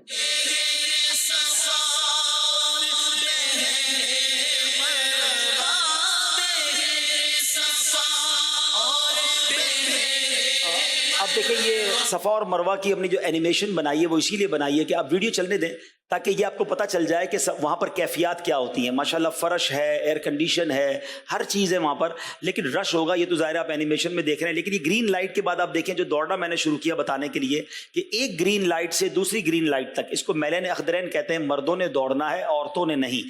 اچھا ایک بار اور یاد رکھنی ہے کہ بعض اوقات اتنا رش ہوتا ہے کہ دوڑنے کی جگہ ہی نہیں ملے گی آپ کو، تو پھر اس کی وہ معاف ہے، پھر مسئلہ نہیں. ایسا نہیں کہ دوڑنے کے چکر میں آپ کسی اور کو زخمی کر بیٹھیں یا خود زخمی ہو جائیں. اچھا یہاں جو لاجک میں نے علماء کرام سے پوچھی تھی کہ یہ ایگزیکٹلی ان جگہوں پر کیوں دوڑا جاتا ہے، سبحان اللہ. تو بتایا کہ بی بی ہاجرہ رضی اللہ تعالی عنہا حضرت اسماعیل علیہ الصلوۃ والسلام کے لیے پانی کی تلاش میں جب صفا سے مروہ جاتی تھی تو وہاں جاتی تھی، وہاں جا کے وہ چلتے چلتے اپنے بیٹے کو دیکھتی. کعبہ اس زمانے میں قریب تک، کعبہ تو وہیں تھا لیکن بیچ میں کوئی عمارت نہیں تھی، تو حضرت اسماعیل نظر آتے تھے. لیکن جتنی جگہ وہ دوڑنے والی ہے نا وہاں ایک چھوٹی سی پہاڑی تھی، تو وہ جب وہاں جاتی تو ان کو حضرت اسماعیل نظر نہیں آتے تھے، تو وہ دوڑتی تھی تاکہ جلدی سے جا کر اپنے بیٹے کو دیکھ لیں. ماں کا بچے سے پیار کا یہ انداز اللہ کو کیسا پسند آیا کہ رہتی دنیا کے لیے حاجیوں کے لیے صفا مروہ کے درمیان دوڑنا قرار دے دیا گیا. ماں کی ادا، سبحان اللہ. اور یہاں ایک اور بات سیکھنے والی ہے کہ شریعت میں پردے کا کتنا اہتمام ہے کہ دوڑی تو خاتون تھی مگر اب خاتون کو دوڑنا منع ہے کیونکہ ان کے پردے کے معاملات ہیں اور مرد بھی ساتھ ہوتے ہیں، تو وہ نارمل چال چلیں گی اور اسلامی بھائی یہاں پر دوڑیں گے. اب جب یہ 7 چکر پورے ہو جائیں، یہاں مسٹیک کیا ہوتی ہے بعض اوقات، کیونکہ غلطی یہ ہوتی ہے کہ طواف میں حجر اسود سے لے کر واپس حجر اسود آنے تک ایک چکر ہے، تو لوگ سمجھتے صفا سے چلے مروہ پہنچے، مروہ سے صفا آئے تو ایک چکر ہے. اب یہ کمپلیٹ کرنے کے چکر میں 14 چکر کر لیتے ہیں اور پھر بعد پیر دبا رہا ہوتا ہے کوئی اگلا آدمی. ٹھیک ہے، تو ایسا نہیں ہے، 7 چکر ہی ہیں، 14 نہیں ہے. صفا سے مروہ 1، مروہ سے صفا 2، پھر آگے جائیں گے 3. یعنی اس کا مطلب یہ ہوا کہ صفا سے شروع ہوگا اور مروہ پہ 7واں چکر ختم ہو جائے گا. تو اس بات کو یاد رکھیں. یہاں ایک احتیاط علماء کرام بیان فرماتے ہیں کہ اگر ممکن ہو تو بیسمنٹ سے ہی صحیح کریں تو وہ زیادہ بہتر ہے. اب جب آپ یہ کر لیں گے، اب آپ کا عمرہ آلموسٹ کمپلیٹ ہو گیا ہے. عمرے میں 4 مین پوائنٹ ہیں، اگر یاد کر لیں گے تو آسانی ہو جائے گی. احرام، طواف، سعی صفا مروہ کے درمیان، اور حلق یا تقصیر. یہ 4 چیزوں کا نام عمرہ ہے. 3 چیزیں ہم نے سمجھ لی، نیت سمجھ لی، طواف ہو گیا، سعی ہو گئی. اب آ گئی باری حلق یا تقصیر کی. حلق کہتے ہیں پورے سر کے بال اتارنے کو. یہ افضل بھی ہے اور آسان بھی ہے، فوراً ہو جائے گا، پیسے بھی اس میں کم لگتے ہیں اور جناب آپ جلدی فارغ ہو جائیں گے. اسلامی بھائی ہی حلق کروائیں گے، اسلامی بہنیں تو تقصیر ہی کریں گی. اسلامی بھائیوں کو جو تقصیر کرنا ہے وہ کیا ہے؟ پہلے استاد صاحب کچھ فرمانا چاہیں؟ سر کے بال مونڈنا. جی، سر کے بال مونڈنا. جو حلق ہے سر کے بال مونڈنا، جس کو ہم ٹنڈ کروانا کہتے ہیں، تو وہ کروا لیں تو یہ افضل بھی ہے. اور اگر کوئی تقصیر کروانا چاہتا ہے، یعنی پورے سر کے بال نہیں منڈوانا چاہتا، تو اس کی تفصیل یہ ہے کہ 1/4 سر کے 1/4 آف یور ہیڈ، 1/4 سر کے 1 پورے کے برابر بال کٹوانا. یہ انگلی کا ایک پورا ہوتا ہے نا، آلموسٹ 1.5 انچ کا ہوتا ہے. کسی کی انگلی بڑی ہوگی تو تھوڑا اور بڑا ہوگا. ہر بندے کی اپنی انگلی کے مطابق یہ پورے کے مطابق 1/4 سر کے بال کٹوانا. تو اگر آپ یہ کٹوانا چاہ رہے ہیں تو آپ نے احتیاط یہ کرنی ہوگی کہ 1 پورے سے زیادہ کٹوائیں. بعض اوقات کوئی بال چھوٹا بڑا بھی ہوتا ہے، ٹھیک ہے، اور پورے سر کے اگر آپ 1 پورے کے برابر کٹوا لیں گے تو امید ہے کہ اور آپ ریلیکس ہو جائیں گے. تو اس پہ آپ کو جو آپ کا باربر ہوگا، نائی ہوگا، اس کو سمجھانا ہوگا. آپ یہ دیکھیں گے کہ مروہ کے کنارے پر کچھ لوگ کینچی لے کے کھڑے ہوں گے، 2 بال 4 بال ادھر ادھر سے 4 بال ادھر سے 2-4 بال ادھر سے کاٹے کہ بس ہو گئی تقصیر. تو ان کو دیکھ کر آپ یہ غلطی مت کرنا, آپ کی احرام کی پابندیاں ختم نہیں ہوں گی, آپ احرام میں ہی رہ جائیں گے, کہیں ایسا نہ ہو, یا پھر اس کی جو بھی کانسیکوینسز ہوں گے, دم وغیرہ کے معاملات آگے جا کے ہوں, تو پراپر حلق کروائیں یا تقصیر کروائیں. بہرحال حلق کروانے والوں پر نبی پاک علیہ الصلوۃ والسلام نے 3 بار دعائے رحمت فرمائی ہے. تو یہ بال ادھر ہی قربان ہو جائیں, اس سے اچھی کیا بات ہے, جتنی بار جائیں حلق ہی کروائیں تو یہ زیادہ بہتر ہے. بہرحال ماشاءاللہ آپ کا عمرہ ہو گیا, اب آپ احرام کی پابندیوں سے فارغ ہو گئے. اب آپ گھر جا کر احرام اتار کر غسل بھی کر سکتے ہیں, خوشبو بھی استعمال کر سکتے ہیں. اب آپ نے کیا کرنا ہے, اب جب تک حج کے دن نہیں آتے آپ مکہ پاک میں کیا کریں. اب آپ ریلیکس ہیں, خوب طواف کریں, زبردست عبادت جو میں نے شروع میں کہی تھی کہیں اور نہیں ہو سکتی. طواف کریں, تلاوت کریں, ایک نیکی 1 لاکھ نیکی کے برابر ہے. اب حاجی نارملی کیا کرتے ہیں, جن کی فلائٹ پہلے چلے گئے, اب 30 دن بعد حج ہے, 20 دن بعد حج ہے, اب فضول باتیں, شاپنگ, کھانا پینا, ہلا گلا, یہ نہ کریں. آپ بس یوں سمجھے کہ دوستیاں نبھانے کے لیے, موبائل دیکھنے کے لیے, کھانے پینے کے لیے اور زندگی پڑی ہے, یہ عبادت کرنے آیا ہوں. اپنے لیے کچھ ٹارگیٹس لے جائیں. ایک تیسری بڑی پیاری کتاب ہے عبداللہ بھائی, وہ بھی بتا دیں. ماشاءاللہ مفتی علی اصغر صاحب نے شاندار تحفہ عطا فرمایا ہے, تو یہ تینوں کتابیں آپ ساتھ لے جائیں. یہ پوری کتاب پڑھ لیں, آپ کے پاس ٹائم ہوگا, موبائل پہ ڈاؤن لوڈ بھی کر سکتے ہیں. 27 واجبات حج, یہ تینوں کتابیں ہر حاجی کے پاس ہونی چاہیے. کچھ زیادہ لے جائیں, تقسیم کریں, تو انشاءاللہ اس کی برکتیں لوٹیں گے. اب زندگی کے حسین دن جو ہیں آپ گزارے مکہ پاک میں, عبادت کریں اور خوب طواف کریں. اب ہم آتے ہیں حج کے وہ دن قریب آ گئے, ٹھیک ہے. اچھا, اب ایک اور جو حاجیوں کو تھوڑا سا ٹینشن رہتا ہے نا کہ یار حج میں کتنے دن احرام, 5 دن احرام باندھنا پڑے گا, او ہو 5 دن میں کیسے احرام سنبھالوں گا. تو یہ تھوڑی سی آپ کی غلط فہمی ہے جو میں اب دور کر دیتا ہوں. میں انشاءاللہ بھی آپ کو یہ چاہتا ہوں, جس طرح آپ نے حج کی قسمیں یاد کی تھی نا, اب حج کے میں آپ کو 5 دن یاد کروا دیتا ہوں. جس نے حج کے 5 دن یاد کر لیے, سمجھ لو اس کو حج کرنے کا سارا انداز سمجھ آ جائے گا, بہت ساری آسانی ہو جائے گی. لیکن پہلے والے سبق کی دہرائی کر لیتے ہیں. حج کی کتنی قسمیں ہیں, حج کی کتنی قسمیں ہیں. پہلی حج قران, پہلی کون سی ہے. حج قران کرنے والا کس چیز کی احرام کی نیت کرتا ہے, حج اور عمرہ دونوں کی, ماشاءاللہ. دوسری قسم کون سی بیان ہوئی تھی, حج افراد. حج افراد کرنے والا کون سے احرام کی نیت کرتا ہے, حج کی نیت کرتا ہے, حج کا احرام باندھتا ہے, اس کی نیت کرتا ہے. تیسرا حج کون سا ہے, حج تمتع. اس میں حج کرنے والا کون سے احرام کی نیت کرتا ہے, عمرے کی. ماشاءاللہ زبردست, آپ یاد بھی ہے اور جاگ بھی رہے ہیں. اچھا, اب آتے ہیں حج کے 5 دن ہیں. آپ پہلے تھوڑی دیر کے لیے جو نا, یہ جو حاجیوں پر میں نے دیکھا ہے, مینا کے دن جب قریب آنے والے ہوتے ہیں نا, تو حاجی گھبرائے مل رہے ہوتے ہیں, کیا ہوگا, خیمے میں کیسے رہیں گے, رش بہت ہوگا, احرام کتنے دن پہننا پڑے گا. حج کے دن قریب آئیں تو ٹینشن میں نہیں, خوشی میں اضافہ ہونا چاہیے. آپ کو کسی بڑی جگہ پر دعوت ہو, مثال دیتا ہوں آپ کو, آپ کو ایک محل میں بلایا جائے, ایک بادشاہ کی دعوت ہو, اس کا کارڈ آپ کو مل جائے. دن قریب آئیں گے تو ٹینشن بڑھے گی یا خوشی بڑھے گی, بلکہ دن نہیں کٹ رہے ہوں گے, یار کب جاؤں گا محل میں, کب پتہ نہیں کیسے کیسے کھانے ہوں گے, کیسی لگژری ہوں گی, بادشاہ کا مہمان ہے, وی آئی پی مہمان, وی آئی پی کارڈ ہے میرے پاس. کتنے لوگوں کو بندہ دکھا رہا ہوتا ہے, او اللہ کے بندو, رب کے مہمان بننے والے ہو, مینا میں مہمان بننے والے ہو. ٹینشن کس بات کی ہے, جس نے بلایا ہے اسی نے انتظام کرنے ہیں, اسی نے آسانیاں کرنی ہیں. بلکہ صحیح بتاؤں 80 سال 90 سال کے لوگ آپ کو ملیں گے, بزرگ ملیں گے, معذور ملتے ہیں. جب وہ مینا عرفات جا رہے ہیں تو مجھے کس بات کی ٹینشن ہے. تو خود بھی ٹینشن میں نہ آئے, واللہ مینا کی راتیں یاد آئیں گی آپ کو, مزدلفہ کی وہ رات زندگی بھر یاد آئے گی, عرفات کا وہ دن آلویز آپ اس کو ریممبر کریں گے. ارے یہ تو انجوائے کرنے کے دن ہیں, رحمت کے سمندر میں تیرنے کے دن ہیں, ٹینشن کس بات کی. بلکہ جو ماشاءاللہ نوجوان ہیں, سمجھدار, ایک نیت کر لو کہ میں مینا عرفات میں دوسرے حاجیوں کی مدد کروں گا, انشاءاللہ ان کو ہیلپ کروں گا, ان کو ٹینشن ریلیز کروں گا, میرے رب کے مہمان ہیں, ان کی خدمت کروں گا. میں نے دیکھا ہے ماشاءاللہ کچھ نوجوان پانی کی بوتلیں خریدتے ہیں, اور یہ لکھا ہے کتابوں میں کہ حج کرتے ہوئے جاؤ تو اپنے ساتھی حاجیوں پر صدقہ کرتے ہوئے جاؤ. کوئی فروٹ خرید کے بانٹ رہا ہوتا ہے, کوئی پانی بانٹ رہے ہوتے ہیں, دوسرے حاجیوں کو ریلیکس کریں اور ان کو بالکل فری کر دیں. تو بہرحال اب آپ نے پہلے حج کے 5 دن سمجھ لینے. سب سے پہلی بات, بہت بڑا ٹینشن ریلیز آپ کا یہ کر دیتا ہوں کہ احرام آپ نے 5 دن نہیں, صرف 2.25 دن باندھنا ہے. صرف 2.25 دن کا احرام ہے. 1.5 دن تو پہلے عمرے میں باندھ لیا تھا آپ نے, پھر کائی کی ٹینشن ہے. پہلے میں نے کہہ دیا احرام فرینڈلی ہو جاؤ, اور حج میں میکسیمم 2.5 دن کا احرام ہے, کوئی 5 دن کا احرام نہیں ہے, ٹھیک ہے. تو آدھا ٹینشن تو ویسے ریلیز ہو گیا ہوگا. اب آ جاؤ حج کے 5 دن کیا کیا ہے. 8 ذوالحجہ, 9 ذوالحجہ, 10 ذوالحجہ, 11 और 12, ठीक है। ये 5 दिन हज के जो अहम मनासिक हैं वो इसके अंदर हैं। रिपीट करें, कौन कौन सा दिन है? 8, 9, 10, 11 और 12, ठीक है। कौन कौन से दिन है? पहला दिन, वेरी गुड, ये 5 दिन हज के, पहले ये याद कर लो। 8 को हमने कहां जाना है? इंशाअल्लाह मिना जाना है। कहां जाएंगे? 8 को जोहर की नमाज से पहले पहले मिना पहुंच जाएं और 5 नमाजें मिना में पढ़नी है। जोहर, असर, मगरिब, इशा और फजर। फजर पढ़ेंगे, वो कौन सा दिन हो जाएगा? वेरी गुड, कौन सा दिन हो जाएगा? 9 का दिन। 8 की जोहर से लेकर 9 की फजर तक हमने मिना में रहना है। 5 नमाजें पढ़ना मिना में सुन्नत है। रिपीट करेंगे, हज के कितने दिन हैं? पहला कौन सा? फिर अगला, फिर 12, और 8वां दिन कहां गुजारेंगे?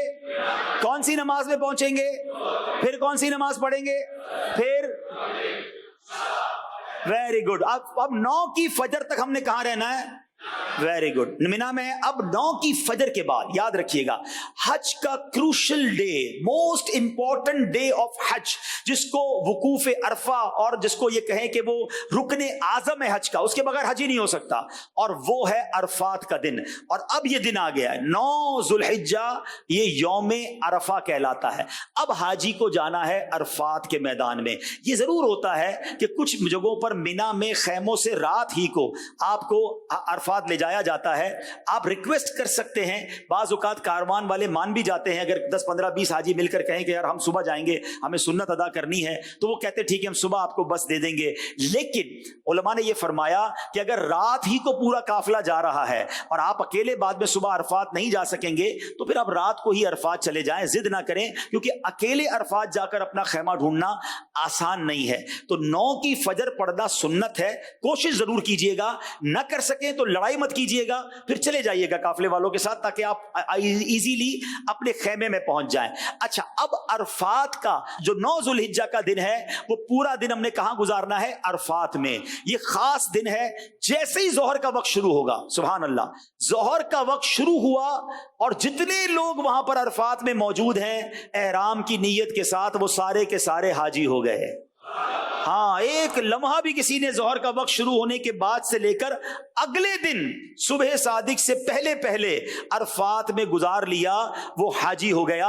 हाँ, लेकिन जो सुबह चला गया है या जोहर के वक्त से पहले गया या जोहर के बाद भी गया, वो गुरूब आफ्ताब से पहले बाहर नहीं निकल सकता। ये बड़ा मसला है कि बाज़ औक़ात होता है कि दोपहर 3-4 बजे से बाज़ खेमे वाले कहते चलो भाई मुज़दलिफ़ा चलना है। नहीं, दावत इस्लामी को अल्लाह सलामत रखे, आपके पास मोबाइल एप्लीकेशन है प्रेयर टाइमिंग्स वाली, जिसपे आपको पूरी दुनिया के नमाज के औकात बताए जाते हैं। उसको जरा डिस्प्ले भी कर दें अब्दुल्ला भाई, अगर मोबाइल पे है तो वो आप अपने मोबाइल में डाउनलोड कर लें। तो इससे फायदा क्या होगा कि आप उस दिन का मक्का पाक का टाइम देख लेंगे कि जब तक अरफात में मगरिब का वक्त नहीं हुआ, आपने अरफात को नहीं छोड़ना है, ठीक है।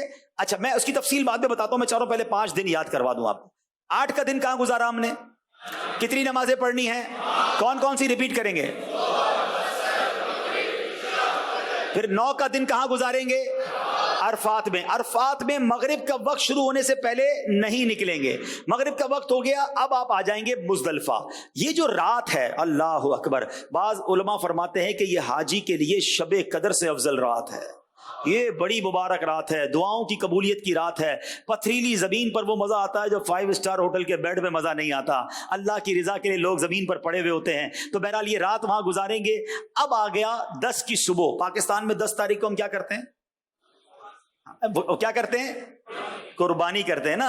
हज का दिन होता है, ईद का दिन होता है ना, आज ही बड़ी जबरदस्त ईद मनाता है। हमने 10 तारीख को, अब हमने करनी है 10 तारीख को पहला काम हमने करना है कि हमने रमी करनी है, हमने शैतान को कंकरियां मारनी है, उसके बाद कुर्बानी करनी है, उसके बाद हलक करना है। ये 3 कामों की तरतीब याद रखिएगा। पहले क्या करनी है? रमी करनी है, फिर उसके बाद कुर्बानी करनी है, उसके बाद हलक करना है। आप आराम से फारिग हो गए।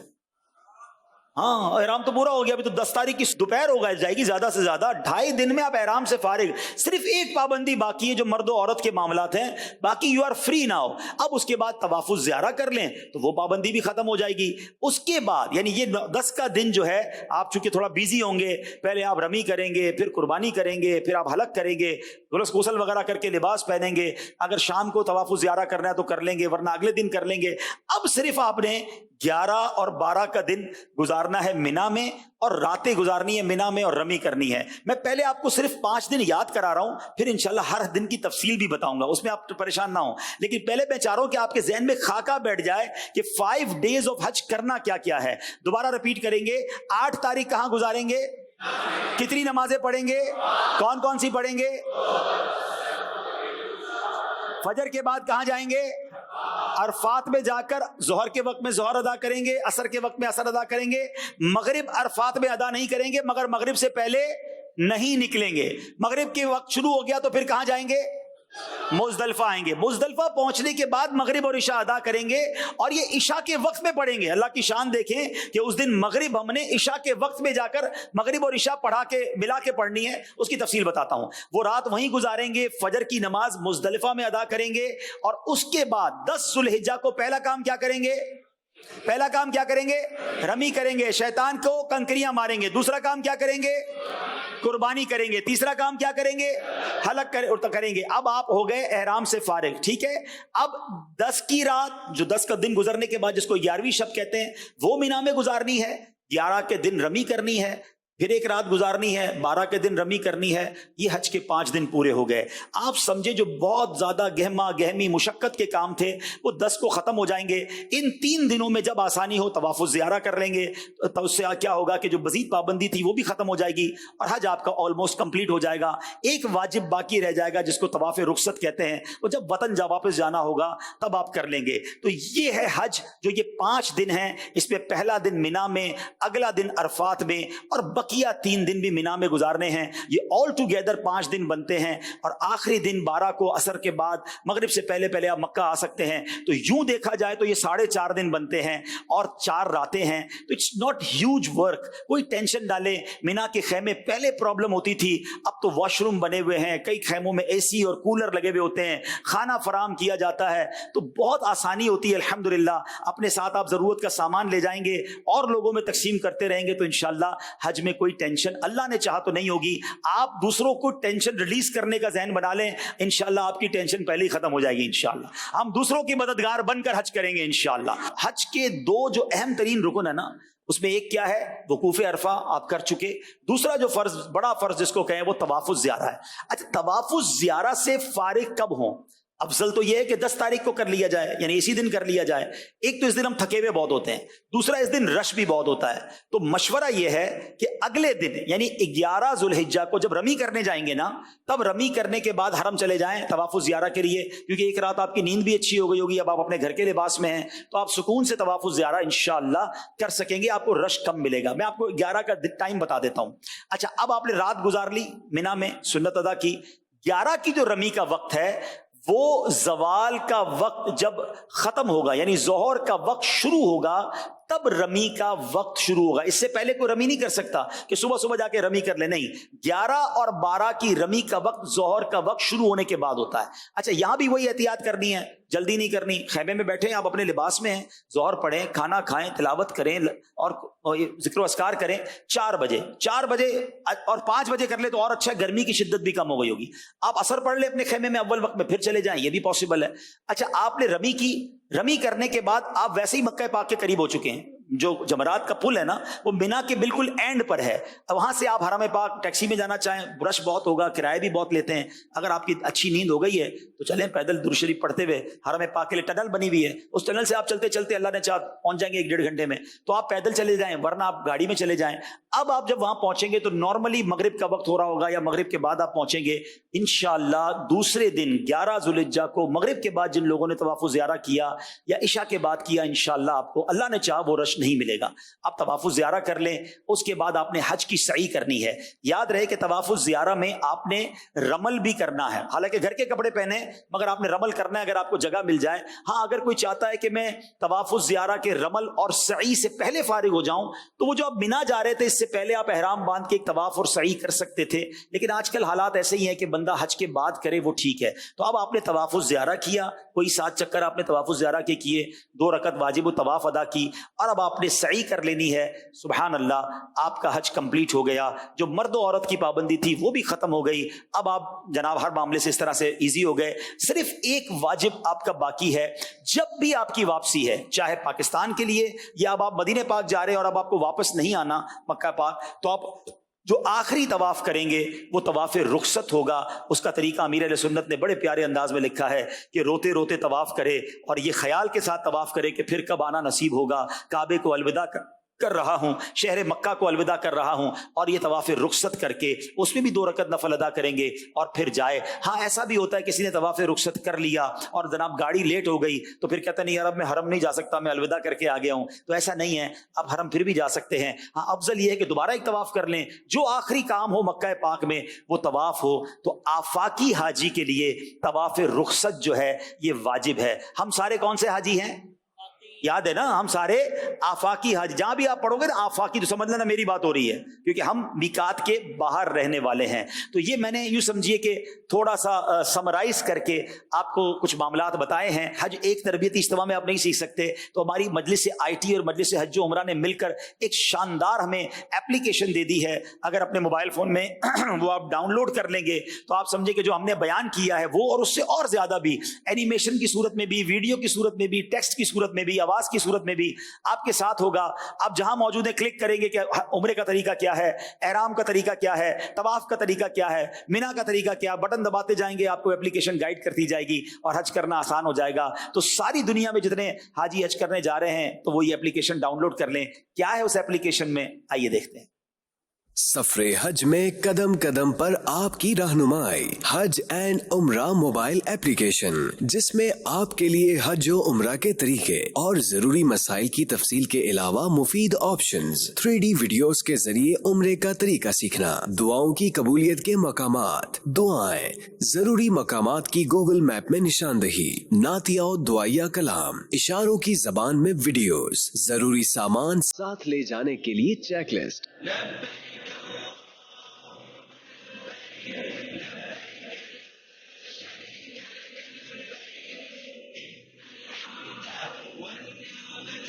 لك والملك لا شريك